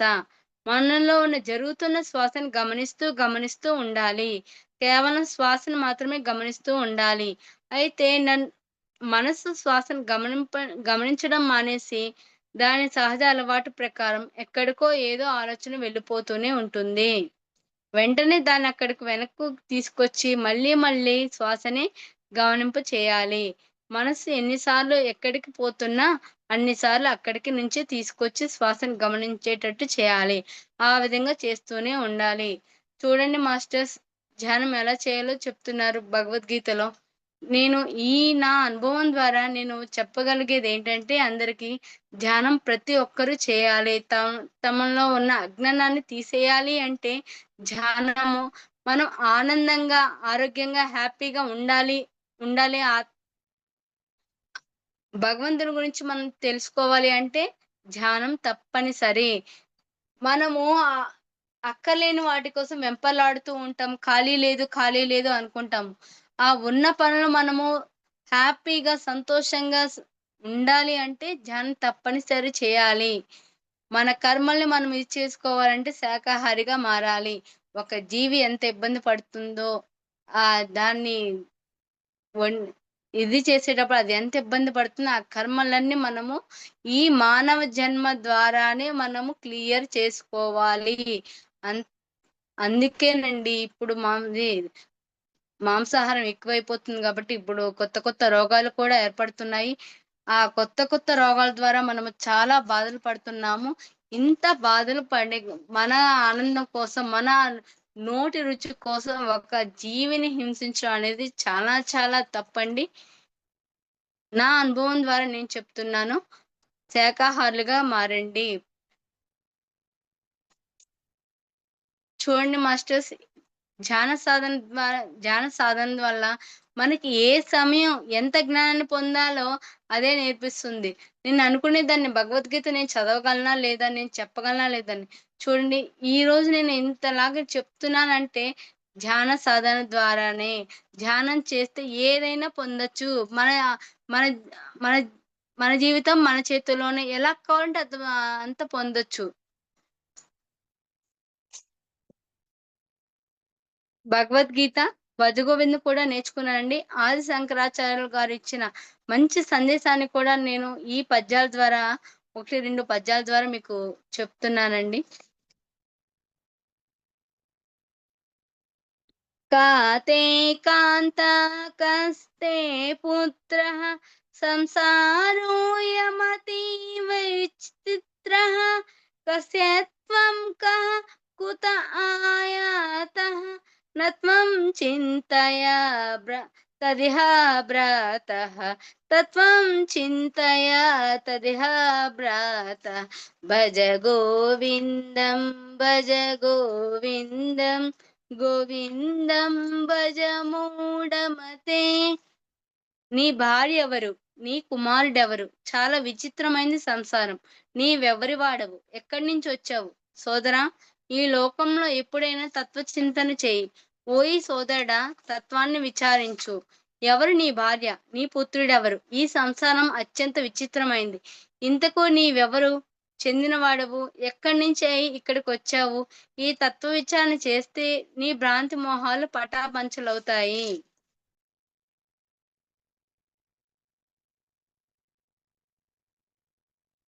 బాలస్తావత్ క్రీడాసక్తః తరుణీస్తవ తరుణీసక్తః వృద్ధస్తావా చింతాసక్తః పరసే బ్రాహ్మణి కోపినాసక్తః.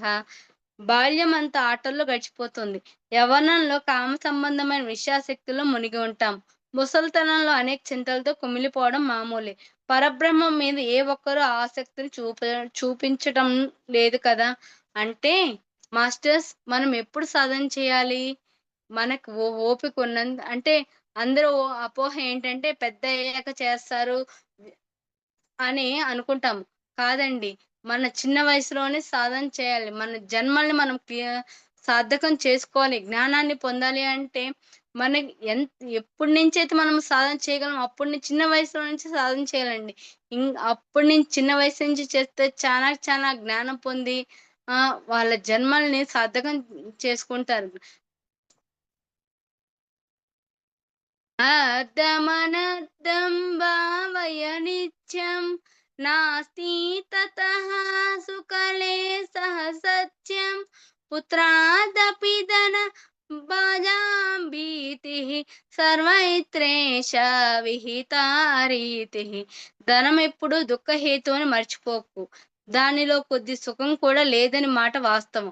ధనవంతుని మాట కుమారుడి నుంచి కూడా భయం కలుగుతూ ఉంటుంది. ఎక్కడైనా పరిస్థితి ఇంతే.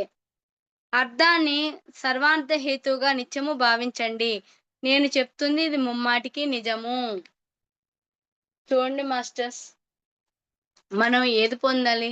డబ్బు గురించి కాదని మనం అసలు అసలు మనం ఈ జన్మ తీసుకున్నందుకు ప్రతి ఒక్కరము ధ్యానం చేయాలి, జ్ఞానం పొందాలి. ఇంకొక అనుభవం ఇప్పుడే గుర్తొచ్చిందండి. ఏంటంటేనండి, నాకిక్కడ ఒక ధ్యానం ద్వారా ఒక కలొచ్చింది. ఇక్కడ నేను అలా పిరమిడ్ ముందు నడుస్తూ ఉంటే ఉన్నట్టుండి ఒకసారి పడిపోయాననమాట.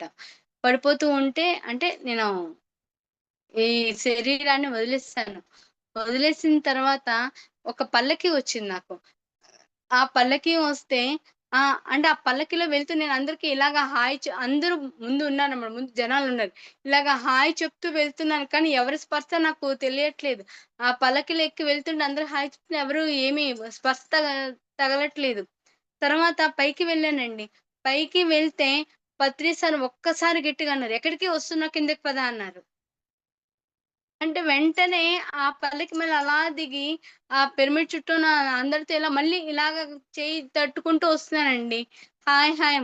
అప్పుడు స్పర్శ తగిలింది. అంటే నాకు ఈ జన్మ ద్వారా నేను ఏదో చేయాల్సిన పని ఉంది. ధ్యాన సాధన ద్వారా నేను చేయాల్సిన సేవ ఏదో ఉంది. ఇదంతా నేను ధ్యానం ద్వారా జ్ఞానాన్ని పొందానండి. అందుకు ప్రతి ఒక్కరూ ధ్యానం చేయాలి. ఈ వచ్చిన అనుభవం తర్వాత, రెండో రోజు నేనేమో మెట్ల మీద పడిపోయానండి. ఆహ్, బట్టలు తీయడానికి వెళ్లి మెట్ల మీద పడిపోయినా. మెట్లు చాలా షార్ప్‌గా టెయిల్స్‌తో ఉన్నాయండి. ఒక్ నేను మామూలుగా అయితే అనుకుంటే అసల వెంటనే అక్కడికే ఇదైపోవాల్సిందండి. కానీ నేను బట్టలు తీస్తున్నా కదా! ఆ బట్టల మీద తల 5 మెట్ల నుంచి జారానండి. ఇదన్ 5 మెట్ల నుంచి జారితే నాకు చిన్న చిన్న దెబ్బలే తగిలాయి. అక్కడ నేను అపాయం నుంచి కూడా నన్ను ధ్యానమే కాపాడింది. ధ్యానము సర్వరోగకారిణి, సర్వభోగకారిణి ప్రతి క్షణము మనకి ప్రతి ప్రతి సెకను మనకు వెంటుండి మనల్ని కాపాడుతూ ఉంటుందండి. అందరూ ధ్యానం చేయాలి. అందరూ శాకాహారులుగా కావాలి. ప్రతి ఒక్కరూ మనము ఎలాగ హ్యాపీగా ఉండాలని కోరుకుంటున్నామో, ప్రతి ఒక్క తన కుటుంబాలతో కూడా హ్యాపీగా ఉండాలని కోరుకుంటుందండి. మాస్టర్స్ ఒక్కసారి ఆలోచించండి. అందరూ శాకాహారులుగా కండి. అందరూ ధ్యానులు కండి. మీ మీ మీ కుటుంబాలు బాగుంటే సమాజం బావుంటుంది. సమాజం బావుంటే దేశం బావుంటుంది. దేశం బావుంటే అంతా బావుంటుందని అందుకు ఈ ధ్యానాన్ని అందించిన ప్రతిసారికి శతకోటి వందనాలు. అందరూ ధ్యానం చేసి తమ తమ జీవితాల్ని సుఖమయం చేసుకోండి. జ్ఞానాన్ని పొందండి. ఆత్మ జ్ఞానాన్ని పొందండి. పరమాత్మను గురించి మనము తెలుసుకుందాం. అది కూడా ఈ ధ్యానం ద్వారానే అవుతుంది. ఎంతోమంది ఇచ్చిన మహానుభావులు ఇచ్చిన ఇంతటి జ్ఞానాన్ని మనం పొందాలి అంటే ధ్యానమే శరణ్యము. ప్రతి ఒక్కరికి ధ్యానమే శరణ్యము. ధ్యానం చేస్తే ఏదైనా మనము ఈజీగా దాటేయగలమండి. ఎంతటి సమస్యనైనా మనకి అంటే ఇబ్బంది లేకుండా మనము ఆ సమస్యను ఈజీగా ధ్యానం చేయలేని వాళ్ళకి, చేసిన వాళ్ళకి అదేనండి. ధ్యానం చేయలేని వాళ్ళు ప్రతి చిన్న సమస్యను కూడా పెద్ద సమస్యగా భావించి ఆహ్, ప టెన్షన్ పడుతూ ఉంటారు. ధ్యానం చేసిన మాస్టర్స్‌కి ఎంతటి పెద్దటి కష్టమైనా సరే సింపుల్‌గా ఆహ్, దాటేస్తారండి. ఇప్పుడు చూడండి మాస్టర్స్ ధ్యానం చేస్తున్న ప్రతి ఒక్క మాస్టరు, ప్రతి ఒక్క లేడీ ఎంత హ్యాపీగా ఉంటున్నారు. చాలా చాలా ఆనందంగా ఇంతకుముందు ఎలా ఉండేవాళ్ళు ఆహ్, ఇని ఇంట్లో ఆ బాధల్ని తట్టుకోలేక ఏడుస్తూ, బాధపడుతూ ఉండేవాళ్ళు. ఇప్పుడు ఎప్పుడైతే మనకి ప్రతిసారి అందరికి ధ్యానం నేర్పిచ్చారో, ఎంతో పెద్ద పెద్ద ప్రాజెక్టులను నిర్వహించేసి లోక కళ్యాణం కోసం ఎంత బాగా అందరూ దోహదపడుతున్నారు. ధ్యానం చేస్తున్న ప్రతి ఒక్కరికి నా ధన్యవాదాలు. ఇంకా అందరికి ధ్యానం నేర్పించాలి. ధ్యాన జగత్ కావాలని కోరుకుంటూ అందరికీ నమస్కారం అండి. ఇంతటి మంచి అవకాశాన్ని ఇచ్చిన సురేంది సతీష్ గారికి, మేడం గారికి శతకోటి వందనాలండి. నా అనుభవం ద్వారా అంటే నేను ధ్యానం ద్వారా నా జీవిత సంసారాన్ని ఎలా ఆహ్, ఈజీగా దాటవేయగలిగాను అనే అనుభవం అందరికీ పంచాలని, నాకు పిల్లలు లేరనే బాధ నుంచి నేనెలా బయటకొచ్చాను, అందరూ అనేవాళ్ళండి. "నీకు బాధ లేదా? నీకు బాధ లేదా?" అని. అంటే నాకేది కావాలో నాకు జ్ఞానం ఇస్తుంది. నేను అంటే అందరూ ఇలాగొచ్చి అడగండి, "నువ్వెందుకు ఎప్పుడు నవ్వుతూ నాకు ఆ అనుభవం వచ్చిన తర్వాత ఎప్పుడు నవ్వుతూ ఉండేదాన్ని. "నువ్వెందుకు అంత నవ్వుతూ ఉన్నావు? నీకేం బాధ లేదా?" నాకేది కావాలో అది ఇస్తుంది. మనకి ధ్యానం చేస్తే ఏది కావాలో అది ఇస్తుందండి. ఇవ్వలేని దానికోసం మనం ఆరాటపడడం ఏది కావాలో అది ఇచ్చి మనం సంతోషంగా ఉండేటట్టు చేస్తుందండి. అంటే అందరూ అడిగేవాళ్ళనమాట. "మీరెందుకంత సంతోషంగా ఉన్నారు?" అంటే అందరూ అనుకునేవాళ్ళు, "నాకు పిల్లలు లేరు, ఇల్లు లేదు, డబ్బు లేదు." అంటే నా వ ఏది కా ఎంత వరకు కావాలో అంత వరకు వస్తుందండి. అంటే ఎక్కువ లేదు. నా నా అవసరాల వరకు నేను ఏది చేయాలో అంత చేసే వరకు వస్తుందండి. ఇంకొక విషయం చెప్పడం మర్చిపోయానండి. ధ్యాన సాధన నేను ధ్యానంలో కూడా తెలుసుకున్నానండి. నా కర్మ నేను చాలా బొద్దుగా ఉండేదాన్ని. చాలా లావుగా ఉండేదాన్ని. అయితే సాధన సాధనలో నేను తెలుసుకున్నమాట ఒక అనుభవం. నేను ఎప్పుడైతే నా కర్మలు కరుగుతాయో అప్పటి వరకు నేను లావుగానే ఉంటానని తెలుసుకున్నానండి. నేను గత సంవత్సరం ఆహ్, కాశీకి వెళ్ళానండి. అక్కడ నాకు కాశీ నది ఒడ్డు క వేరే ఒడ్డుకి వెళ్ళామండి. అక్కడ ఒక జీవిని చూసానండి. అప్పుడు నాలో కలిగిన ఆలోచన ఏంటి? అసలు జీవితం ఏంటి? ఎందుకోసం పరిగెడుతున్నాము? దేనికోసం? ఏ మనకి అసలు ఏంటి? అనే ఆలోచనలో వచ్చి ఆలోచన పడ్డదండి. అప్పటి నుంచి ఇంకా ధ్యాన సాధన చేయడం అసలేంటి అనే ఆలోచన పడ్డది. ఎప్పుడైతే నేను ఆ జ్ఞానం పొందానో, ఈ దేహం గురించి మనకి దేహమే దేవాలయం అన్నారు. ఈ దేహం సరిగ్గా చూసుకోవాలి. ఈ దేహం బాగుంటేనే మనము బాగుంటాము. నేను ఈ భూమి మీదకి సేవకొచ్చాను. ఈ దేహం అంటే నాకు ఉపయోగపడే వరకే నేను ఏదైనా చేయగలను. నాకింత దేహాన్నిచ్చినందుకు నేనేమి చేయలేకపోతున్నాను. సేవ చేయలేను అని గట్టిగా అనుకున్నానండి. అనుకుని నేను సాధన చేశాను. అంటే ఇంతకుముందు నేను తగ్గాలనుకున్నా గానీ పూర్తిగా అనుకోలేదు. నేను ఈ దేహం ద్వారా సేవ చేయాలి. ఈ దేహం ఉంటేనే నేనేదైనా చేయగలనని గట్టిగా అనుకున్నానండి. ఆ తర్వాత ఆహ్, వ కాశీ నుంచి వచ్చిన తర్వాత మన 6 ఈ 10 నెలల్లో నేను 10 కేజీలు తగ్గానండి. ఇది కూడా ధ్యానమేనండి. ప్రతి ఒక్క దానికి నాకు ధ్యానమే దారి చూపిస్తుందండి. నాలో వచ్చిన మార్పు మరి నాకు దేహం ఉంటే నేనేదైనా చేయగలను, సేవ చేయగలను. ఆ దేహం ఎలా ఉండాలి? లావుగా ఉంటే మరి ఎన్నో సమస్యలొస్తాయండి. అంటే ఏ సమస్య అయినా మనం ధ్యానంలోనే సాధించుకోవచ్చండి. ఇది కూడా నేను హార్ట్‌ఫుల్‌గా చెప్తున్నాను. ధ్యానం చేస్తే మనం ఏదైనా పొందొచ్చు. ఇది, అది కాదు. కాకపోతే ఎ ఎవరి వయసు ఎంతుంటుందో అన్ని నిమిషాలు చేయాలి. మనం ఏది పొందాలన్నా ధ్యానమే మార్గము. ఇంతటి ఇంతటి ధ్యానాన్ని అందించిన ఈ తరంలో మనకి ఈ ధ్యానాన్ని అందించిన సుభాష్ పత్రిజీ గారికి శతకోటి వందనాలు. చూడండి మనం చాలా బొద్దుగా ఉండేదాన్ని. అందరూ హేళన చేసేవాళ్ళు. ఓపిక పట్టాను. అంటే దేనికైనా కొంచెం టైం కావాలి కదా! ఓపిక పట్టాను. ఎప్పుడైతే నాలో ఆలోచన మారిందో, దేహ నాకు దేహం కావాలి. సరైన దేహం కావాలి. నేను సేవకు ఉపయోగపడాలి. అంటే నన్ను నేను సరౌండ్ అయిపోయాననమాట. నీకు సేవ చేయాలి. సేవ చేయాలి అంటే నాకు దేహం కరెక్ట్‌గా ఉండాలి. నాకు వీలుగా ఉండాలి అని నేను గట్టిగా అనుకున్నానో, ఎప్పుడైతే అనుకున్నానో నేను 10 కేజీలు తగ్గానండి. నాకు జాన్‌లోనే అనిపిచ్చింది. అంటే తొందరగా బ్రేక్‌ఫాస్ట్ చేయాలి. అంటే 7:30కి తినేసేదాన్నండి. సాయంత్రం 7 గంటలకు తినేసేదాన్ని. ఇప్పుడు నేను అంటే గత 7 నెలల నుంచి నేను 11 కేజీలు తగ్గానండి. చాలా మార్పొచ్చింది. ఇదంతా ధ్యాన మహిమే. నా అనుభవం ద్వారా నేను చెప్పేదేంటంటే ప్రతి ఒక్కరు ధ్యానం చెయ్యండి. జ్ఞానులు కండి, శాకాహారులుగా కండి. ప్రతి ఒక్కరిలో ఆనందం చూద్దాము. హింస చూడు హంస పకడో, హంసను పట్టుకుందాము. ఈ అవకాశాన్నిచ్చిన సతీష్ గారికి, మేడం గారికి నా శతకోటి ప్రణామాలండి. చాలా చాలా కృతజ్ఞతలు. ముందుగా బ్రహ్మర్షి పితామహ పత్రిజీ స్వర్ణమాలమ్మకు నా ఆత్మపూర్వక ప్రణామాలు తెలియజేసుకుంటున్నానండి. అలాగే ఈ ఛానల్ నిర్వహిస్తున్న సరితా మేడం గారికి కూడా నా నమస్కారాలు. అలాగే జూమ్‌లో ఉన్న ధ్యాన మిత్రులందరికీ నా నమస్కారాలు తెలియజేసుకుంటున్నానండి. అందరూ ధ్యానంలో కూర్చుందామండి. కళ్ళజోళ్ళు ఉంటే తీసేయండి. గురువాణి చదువుకుంటూ వీరబ్రహ్మేంద్ర స్వామి వారు రచించిన గురువాణి చదువుకుంటూ మనం ధ్యానంలో నిమగ్నమవుదాం. హాయిగా మన లోపలికి మనం ప్రయాణం అవుదాం, అంతర్ముఖలం అవుదాం. ఎంతో అద్భుతమైన విశ్వశక్తిని తీసుకుందాం ధ్యానం ద్వారా. శ్వాస మీద ధ్యాస. ధ్యానం అంటే శ్వాస మీద ధ్యాస, అంటే ఆధ్యాత్మిక శాస్త్రం.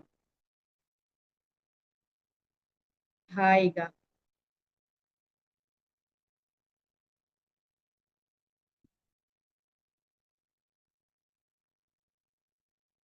ముక్కులోని గాలి ముక్తికి మరి దారియా అన్నారు యోగి వేమన గారు.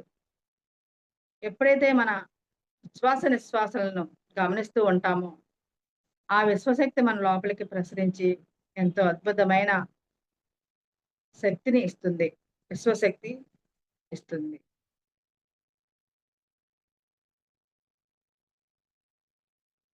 అంతర్ముఖ సమారాధ్య బహిర్ముఖ దుర్లభ అన్నారు లలిత అమ్మవారు. నువ్వు అంతర్ముఖంగా లోపలికి ప్రయాణం చెయ్యి అన్నారు. ఎంతో సులువైన మార్గంలో మనకి అందించారు బ్రహ్మర్షి పితామహ పత్రిజీ. ధ్యానం అంటే శ్వాస మీద ధ్యాస. శ్వాసని గమనించండి. ఆ శ్వాసే మనల్ని అన్నిటికీ ఎంతో అద్భుతమైన విద్య, శ్వాస విద్య.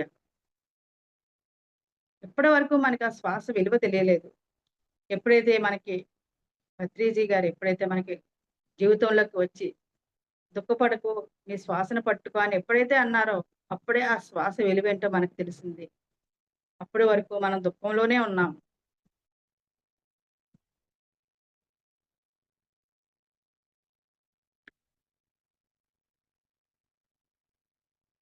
వీరబ్రహ్మేంద్ర స్వామి వారు ఈ యొక్క కాళికాంబ సప్తశతిలో ప్రతి పద్యం యొక్క చివరి భాగంలో కాళికాంబ హంస కాళికాంబ అని మనకు ఒక చక్కటి పదజాలం ఇచ్చారు.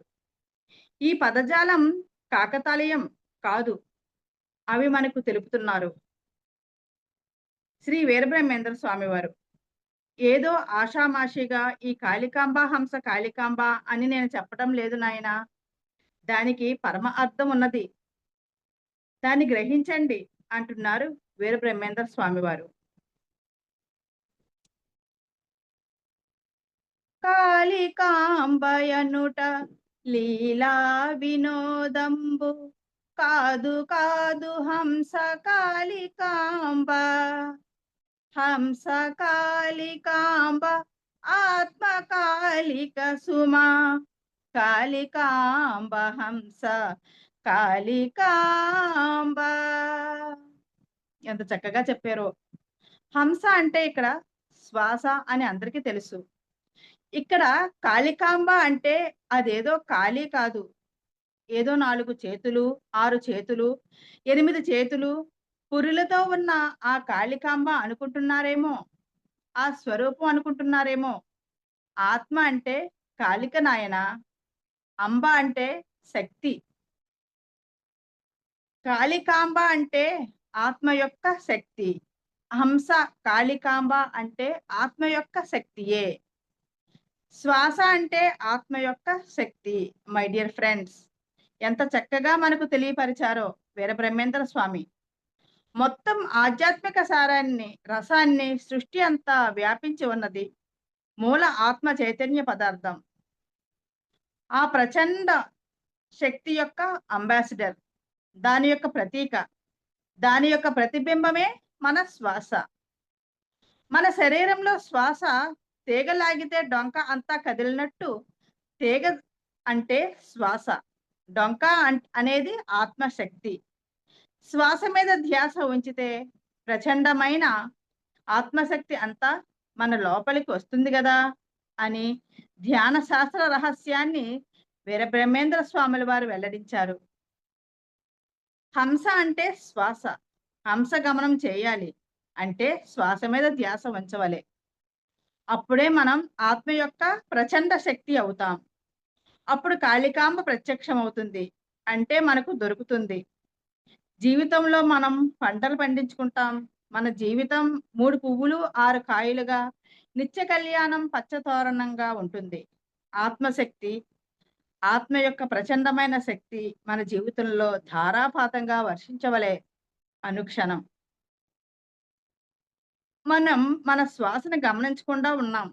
మన జీవితం ఒక పక్క, మన శ్వాస వేరొక పక్క ఉన్నాయి. పాటలు పాడుకుంటున్నాం, సంగీతం వింటున్నాం, డాన్సులు చేస్తున్నాం, ఆటలాడుతున్నాం, సినిమాలు చూస్తున్నాం, క్రికెట్ ఆడుకుంటున్నాం, తింటున్నాం, పడుకుంటున్నాం. కానీ శ్వాసను మనం మర్చిపోయాం. ఎంత చక్కగా చెప్పారో వీరబ్రహ్మేంద్ర స్వామి వారు.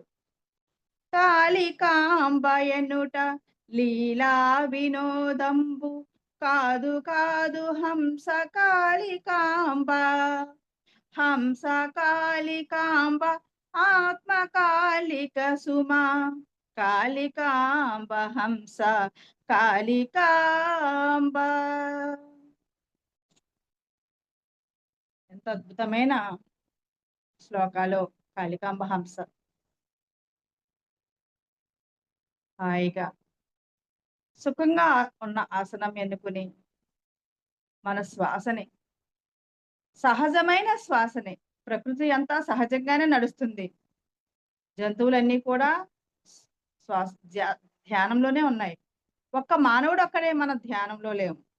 ఎప్పుడైతే మనం మన గురువు గారు ఎప్పుడైతే ధ్యానం అంటూ నేర్పించారో అప్పుడు సహజంగా జరుగుతున్న శ్వాస మీద ధ్యాస, ఏ హఠ ప్రయోగాలు లేకుండా, ఏ కుంభకాలు లేకుండా, ఏ వ్యాయామాలు గట్టిగా పీల్చకుండా సహజంగా జరుగుతున్న ప్రకృతిలో ఎలా సహజంగా ఉందో ప్రకృతి అంతా అలా మనలో సహజంగా జరుగుతున్న ఉచ్ఛ్వాస నిశ్వాసలను గమనించడమే. ఎప్పుడైతే మన శ్వాసను గమనిస్తామో మన దివ్య దృష్టి తెలుసుకుంటుంది. సూక్ష్మ శరీరయానాలు చేయగలుగుతాము. ఎన్నో తడై ఓపెన్ అవుతుంది. ఎన్నో విషయాలు తెలుసుకుంటాము. మనలో ఉన్న ప్రజ్ఞ అంతా కూడా బయటికి వస్తుంది. జన్మ జన్మలుగా తీసుకుని మనం ఒక ఖనిజాలేంటి, ఒక రాయి ఏంటి, ఒక వృక్షాలేంటి, జంతువులేంటి అన్ని జన్మలు దాటుకుంటూ ఒక్కొక్క జన్మనే పరిపూర్ణత చేసుకుంటూ మనం అందరం కూడా ఈ మానవ జన్మలోకి వచ్చాము. ఈ మానవ జన్మలోకి వచ్చిన తర్వాత మనం మాయలో పడిపోయాం. అందుకే మనకి ధ్యానం అంటూ తెలియదు. ఎప్పుడైతే గురువుగారు మనకి శ్వాస మీద ధ్యాస అనే ధ్యానం చెప్పారో అప్పటి నుంచి మనం ధ్యానం అంటూ తెలిసింది. అదే శ్వాస మీద ధ్యాస. ఎన్నో రకాల ధ్యానాలు ఉన్నాయి. కానీ అసలైన సరైన ధ్యానం శ్వాస మీద ధ్యాస. అందుకే కాయపు టూపురులో గని ఉంది అన్నారు అన్నమాచార్యుల వారు. కాయపు అంటే శరీరం, ఊపిరి అంటే శ్వాస, గని మనం ఎంత లోపలికి వెళ్తామో అంత గని అంటే అంత జ్ఞానం బయటకు వస్తుంది. అదే చెప్పారు అన్నమాచార్యుల వారు కూడా. శ్వాస మీద ధ్యాస. ఆత్మ యొక్క ప్రచండ శక్తిని మర్చిపోయాం. మన ఆత్మ యొక్క ప్రచండ శక్తిని మర్చిపోయాం. శ్వాస మీద ధ్యాస ఎప్పుడైతే ఉంచుతామో, శ్వాస మీద ధ్యాస ఉంచి మనసును ఏకాగ్రతం చేసినప్పుడు ఏమవుతుందంటే శ్వాస మీద ధ్యాస మనకు జరిగే లాభం ఏమిటో ఇప్పుడు తెలుసుకుందాం. దృష్టి నిలిపెనేని దేవుడు దిగి వచ్చు, దృష్టి నిలుపడేని నష్టపడును. దృష్టిలోన సర్వ సృష్టి పుష్టమౌను. కాళికాంబ హంస కాళికాంబ. దృష్టి నిలపనేని దేవుడు దిగి వచ్చు, దృష్టి నిలపడేని నష్టపడును. దృష్టిలోన సర్వ సృష్టి పుష్టమౌను. కాళికాంబ హంస కాళికాంబ. ఇక్కడ దృష్టి నిలపాలి. దేని మీదైనా మనం దృష్టి నిలిపితేనే ఆ దేవుడు దిగి వస్తాడు. అదే చెప్పారు వీరబ్రహ్మేంద్ర స్వామి వారు. రావణాసురుడు దృష్టి నిలిపాడు, హిరణ్యకశిపుడు దృష్టి నిలిపాడు. మరి దేవుడు దిగి రాలేదా? గౌతమ బుద్ధుడు దృష్టి నిలిపాడు, శ్రీకృష్ణుడు దృష్టి నిలిపాడు, రమణ మహర్షి దృష్టి నిలిపాడు, జీసస్ క్రైస్ట్ దృష్టి నిలిపాడు, వీర బ్రహ్మేంద్ర స్వామి దృష్టి నిలిపాడు. ఎవరు దృష్టి నిలిపినా దేవుడు దిగి వస్తాడు. తబలా ఎవరు నేర్చుకున్నా తబలా వారి వశం అవుతుంది. సితారు ఎవరు నేర్చుకున్నా సితారు వారి వశం అవుతుంది. ఎవరు నేర్చుకుంటారా తబలా అని తబలా ఎదురు చూస్తూ ఉంటుందట. ఎవరు తపస్సు చేస్తుంటారా, ఎవరు ధ్యానం చేస్తుంటారా, వారి ముందు నేను ప్రత్యక్షం కావాలి అని ఆ పరమశివుడు చూస్తుంటాడు కదా. నువ్వు మంచివాడివా చెడ్డవాడివా అన్న ప్రస్తావనే లేదు. సాధన చెయ్యాలి, సిద్ధి పొందాలి. సాధన చేసిన ఫలం ప్రత్యక్ష మౌనం కదా, ప్రత్యక్ష మౌనం కదా. సిద్ధి అంటే దేవుడు, దేవుడు అంటే సిద్ధి, అంటే perfection. Practice makes man perfect. ఎప్పుడైతే నువ్వు సాధన చేస్తావో పెర్ఫెక్షన్ ప్రత్యక్షం అవుతుంది కదా. దృష్టి నిలిపితే అంటే ధ్యానం చేస్తే, అంటే మనసును ఏకాగ్రతం చేస్తే, అంటే శ్వాస మీద ధ్యాస ద్వారా మై డియర్ ఫ్రెండ్స్, అప్పుడు హాస్టల్ మాస్టర్స్ అందరూ వస్తారు. వాళ్ళంతా వెయిట్ చేస్తున్నారు క్యూలో మన ముందర, మన దివ్య దృష్టి ముందర ఎప్పుడు కనబడదామా అని. మనం కూర్చుంటే చాలు, మనసుని ఏకం చేస్తే చాలు, వాళ్ళందరూ పరుగున వస్తున్నారు. ఎవరైతే ధ్యానం చెయ్యరో అంటే దృష్టి నిలపరో వారు రకరకాలుగా నష్టపోతారు. దృష్టి నిలపడేని నష్టపడును. ధ్యానం చేయకపోతే ఎంత నష్టమో. శరీరంలో అరిష్టాలు, అనారోగ్యాలు, దౌర్భాగ్యాలు, రోగాలు, వ్యాధులు, మనసులో విపరీతమైన అలజడులు, అశాంతి, దిగులు, నిరుత్సాహం, విసుగు, కోపం, మరి బుద్ధికి ఏది అందదు ధ్యానం చేయకపోతే. ఏది సత్యమో ఏది అసత్యమో కూడా మనకి తెలియదు. ఆత్మ యొక్క అనుభవం మొత్తంగా మృగ్యం. ఇవన్నీ ఎన్ని నష్టాలో. ఎప్పుడైతే మనం శ్వాస మీద ధ్యాస దృష్టి నిలుపుతామో, మనసు ఏకాగ్రత చేస్తే ఎన్ని లాభాలో. అన్ని నష్టాలు ధ్యానం చేయకపోతే. శ్వాస మీద ధ్యానం చేస్తే ఎన్ని లాభాలో, చేయకపోతే అన్ని నష్టాలే. దృష్టిలోన సర్వ సృష్టి, సకల సృష్టి, చరాచర సృష్టి, ప్రాణికోటి సర్వం అంతా కూడాను బలోపేతం అవుతుంది, బలవంతం అవుతుంది, పుష్టిగా ఉంటుంది. కనుక ప్రతి ఒక్కరూ ధ్యానం చేయవలెను. మానవులు తప్ప ఇతర ప్రాణికోటి అంతా కూడా ధ్యానంలోనే ఉంది. మానవుడు ఒక్కడే ధ్యానంలో లేడు. ఈ మానవుడు తన తప్పిదం తెలుసుకోవాలి, మరి తప్పిదం సవరించుకోవాలి. మానవుడు తన తప్పు తెలుసుకోవాలి, ఆ తప్పును సవరించుకోవాలి. తప్పు ఒక్కటే, ధ్యానం చేయకుండా ఉండడం. మై డియర్ ఫ్రెండ్స్, వీర బ్రహ్మేంద్ర స్వామి వారి యొక్క ఏకైక సందేశం ధ్యానం చెయ్యబోయి మనసు నిలపబోయి దృష్టిని ఏకం చెయ్యబోయి అని వీర బ్రహ్మేంద్ర స్వామి వారు ఎంత చక్కగా చెప్పారో ఈ శ్లోకంలో. దృష్ట నిలపెనేని దేవుడు దిగి వచ్చు, దృష్టి నిలుపడేని నష్టపడును. దృష్టిలోన సర్వ సృష్టి పుష్టమౌను, కాళికాంబ హంస కాళికాంబ. ఎంత చక్కగా చెప్పారో. ఎప్పుడైతే మనం దృష్టి పెడతామో, మన శ్వాస మీద ధ్యాస అనే మార్గాల్లోకి ఎప్పుడైతే వచ్చామో అప్పుడే మనం ఆత్మస్థితి, అంటే సర్వము ఆత్మే ఉంది, ప్రతి ఒక్కలోని ఆ పరమాత్మనే ఉన్నాడు అని తెలుసుకోగలుగుతాము. ప్రతి ఒక్కరిని దైవంగా చూడగలుగుతాము. మన సహజ స్థితి దైవత్వమే. భూమి మీదకి పసిపిల్లగా వచ్చినప్పుడు ఆ దైవత్వంతోనే వచ్చాము. మళ్ళా ఆ దైవత్వంతోనే మనం మళ్ళీ వెళ్ళిపోవాలి. ఈ మధ్యలో జరిగిన ఈ నాటకాన్ని మనం ఎరుకతో ధ్యానం చేస్తూ మనలో ఉన్న లోపాలు సవరించుకుంటూ మన ఆలోచనల్ని సరిచేసుకుంటూ ఎప్పుడైతే మనలో ఉన్న ఆత్మశక్తిని గుర్తిస్తామో అప్పుడు ఎంతో అద్భుతంగా, ఆనందంగా, ఆరోగ్యంగా, సంతోషంగా జీవించగలుగుతాము. శ్రీ వీరబ్రహ్మేంద్ర స్వామి అందరికీ తెలిసిన కుండలిని శక్తి గురించి ప్రస్తావిస్తున్నారు. కుండలిని శక్తి ఉంటుందని, ఒక పాము ఉంటుందని, ఆ పాము లేస్తుందని, ఈ విధంగా యోగ పరిభాషలో మనం వింటూనే ఉంటాము, వాడుతూ ఉన్నాము. పడగ విప్పని పాము అంటే అవ్యక్తమైన శక్తి.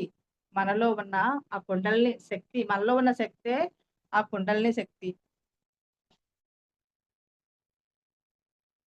కండ కుండలించి కుండలి నాడించి జమిలి మోత నాగసరమునోద నాగుపాములేచి నాట్యము చేయును కాళికాంబ హంస కాళికాంబ.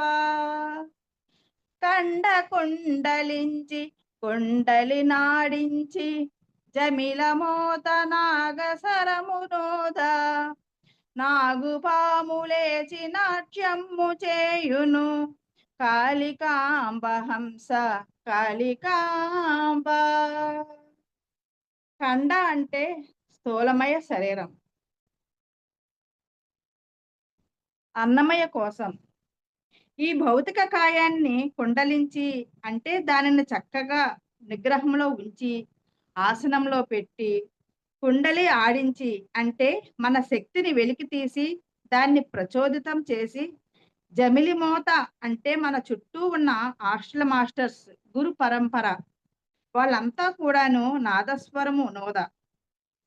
వాళ్ళు మన ధ్యానం చేస్తుంటే మనకు కావలసిన శక్తి ప్రసాదించడానికి చుట్టూ చేరి ఉంటారట. నాగస్వరం ఊదుతారు. అప్పుడు మన నాగుపాము లేచి నాట్యం చేస్తుంది, కుండలిని ప్రజ్వలితం అవుతుంది. ఎంత చక్కగా చెప్పారో వీరబ్రహ్మేంద్ర స్వామి వారు.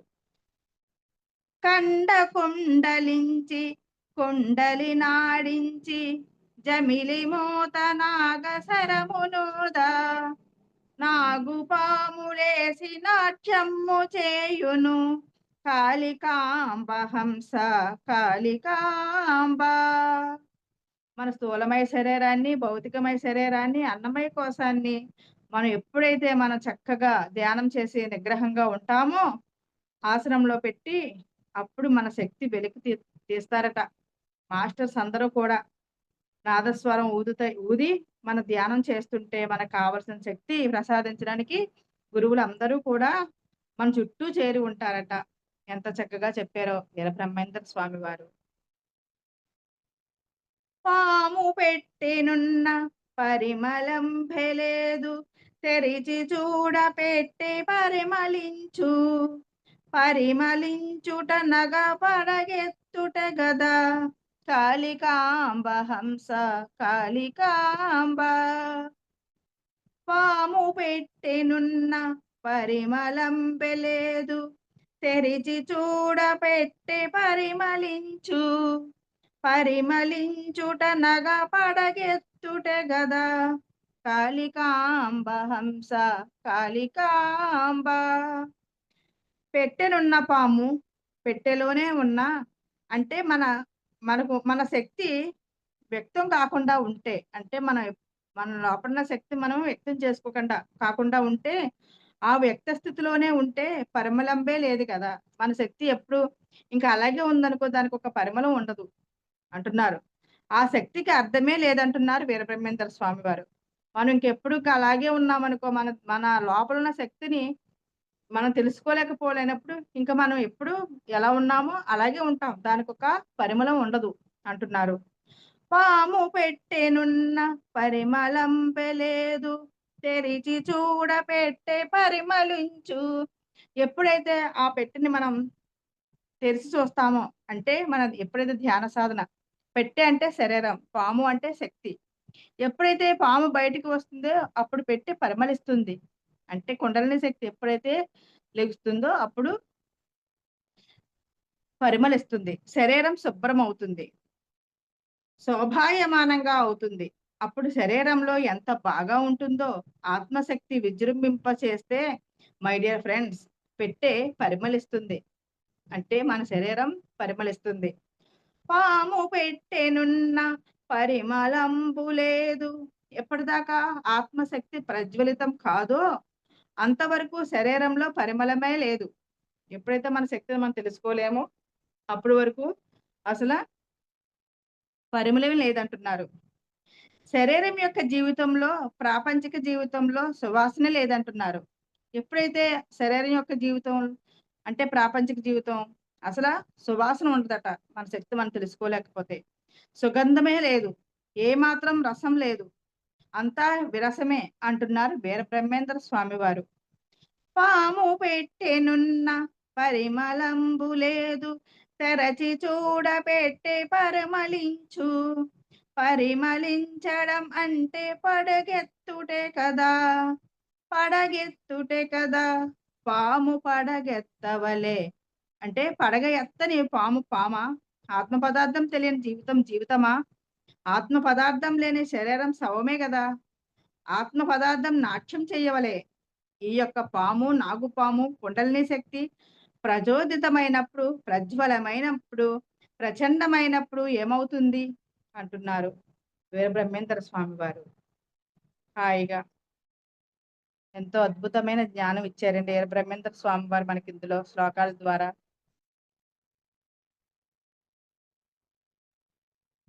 మన లోపలికి మన ప్రయాణం. మన కుండలిని శక్తిని ప్రజ్వలిత చేసుకుందాం హాయిగా. స్థిర సుఖాసనం. అందరూ కూడా తప్పనిసరిగా ప్రథమంగా నేర్చుకోవలసిన శాస్త్రం ఒకటే. అదే ఆధ్యాత్మిక శాస్త్రం. అదే మనకి పత్రిసారి తులసి దళంలో కూడా ఆధ్యాత్మిక శాస్త్రం అనే పేజీలో ఇచ్చారు. స్పిరిచువల్ సైన్స్ అంటే జీవిత సత్యాల గురించి చెప్పే శాస్త్రం. అదే అన్నిటికీ మూలం. ఆధ్యాత్మిక శాస్త్రం ప్రతి ఒక్కరికి అందరికీ తప్పనిసరి. మిగిలిన శాస్త్రాలు కళలు విద్యలు అన్ని ముఖ్యమే. అయితే ఇవన్నీ ఆధ్యాత్మిక జ్ఞానం తర్వాతే సంపాదించుకోవలసింది అంటున్నారు. అంటే అన్ని మొత్తం మనిషిలో 64 కళలు ఉంటాయి, అన్ని నేర్చుకోవాలి. కానీ ఏమి నేర్చుకున్నా ముందు మనం ఆధ్యాత్మిక శాస్త్రం గురించి తెలుసుకున్నాకే అవన్నీ కూడా మనం నేర్చుకోవాలి. ఆధ్యాత్మిక శాస్త్రం అంటే ఎలా జీవించాలి, ఎలా నడవాలి, ఎలా మసలాలి, ఎలా ఉండాలి అని మనకి తెలిపే శాస్త్రం. ఎవరితో ఎలా మాట్లాడాలి అద్భుతంగా వివరించారు. శ్లోకం నేర్చుకుందాం. ఆరు కమలములకు ఆవలి బయలిలో బ్రహ్మరంధ్రమనడి బాట గలదు. బాట వెంట నదువ పరమ పదమేగు కాళికాంబ హంస కాళికాంబ. ఆరు కమలములకు నావలి బయలులో బ్రహ్మరంధ్రమనడి బాట గలదు. బాట వెంట నడువ పరమ పదం మేగు కాళికాంబ హంస కాళికాంబ. ఆరు కమలములకు నావలి బయలులో అంటే 6 శక్తి క్షేత్రాలు ఉన్నాయి. షట్ చక్రాలు అంటాం. మూలాధారం, స్వాధిష్టానం, మణిపూరకం, అనాహత, విశుద్ధ, ఆజ్ఞ. ఈ 6 చక్రాలకు 6 శక్తి క్షేత్రాలకు ఆవల అంటే బయలులో బ్రహ్మరంధ్రం అనేది బాట గలదు. ఈ 6 చక్రాలకి 6 శక్తి క్షేత్రాలకు ఆవల బ్రహ్మరంధ్రం అనే బాట గలదట. దానిని దశమద్వారం అంటారు.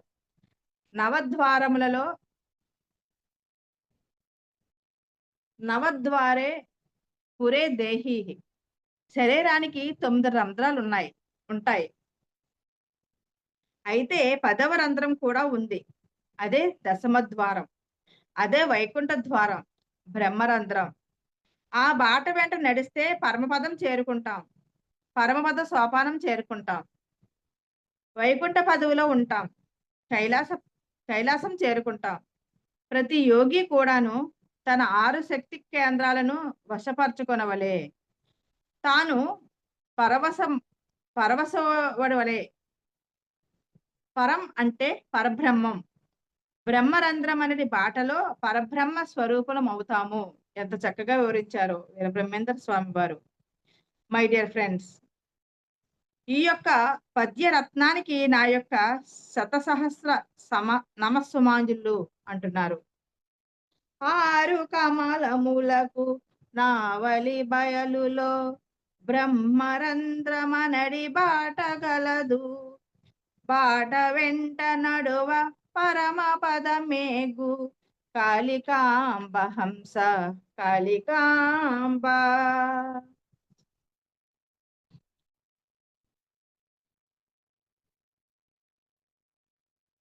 హాయిగా ఎంతో అద్భుతమైన ధ్యానం చేస్తున్నాము.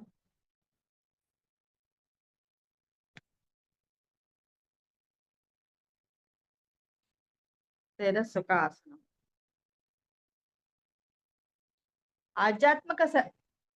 ఆధ్యాత్మిక శాస్త్రంలో ఇంకొక శాస్త్రం ఆధ్యాత్మిక శాస్త్ర విభాగాలు. ఆధ్యాత్మిక శాస్త్ర పరిజ్ఞానంలో 4 మౌలిక విభాగాలు ఉన్నాయంటండి. ధ్యానం, దివ్య జ్ఞాన ప్రకాశం, నిత్య జాగ్రత్త, మనోశక్తి. మరియు మీ ఛానల్ వారికి నా ఆత్మ ప్రణామాలు తెలియజేసుకుంటున్నానండి. Thank you madam, thank you. For you ఛానల్కి ఇంకా ప్రత్యేక ధన్యవాదాలండి. ఇంతటి అవకాశం ఇచ్చిన నాకు చాలా చాలా కృతజ్ఞతలండి.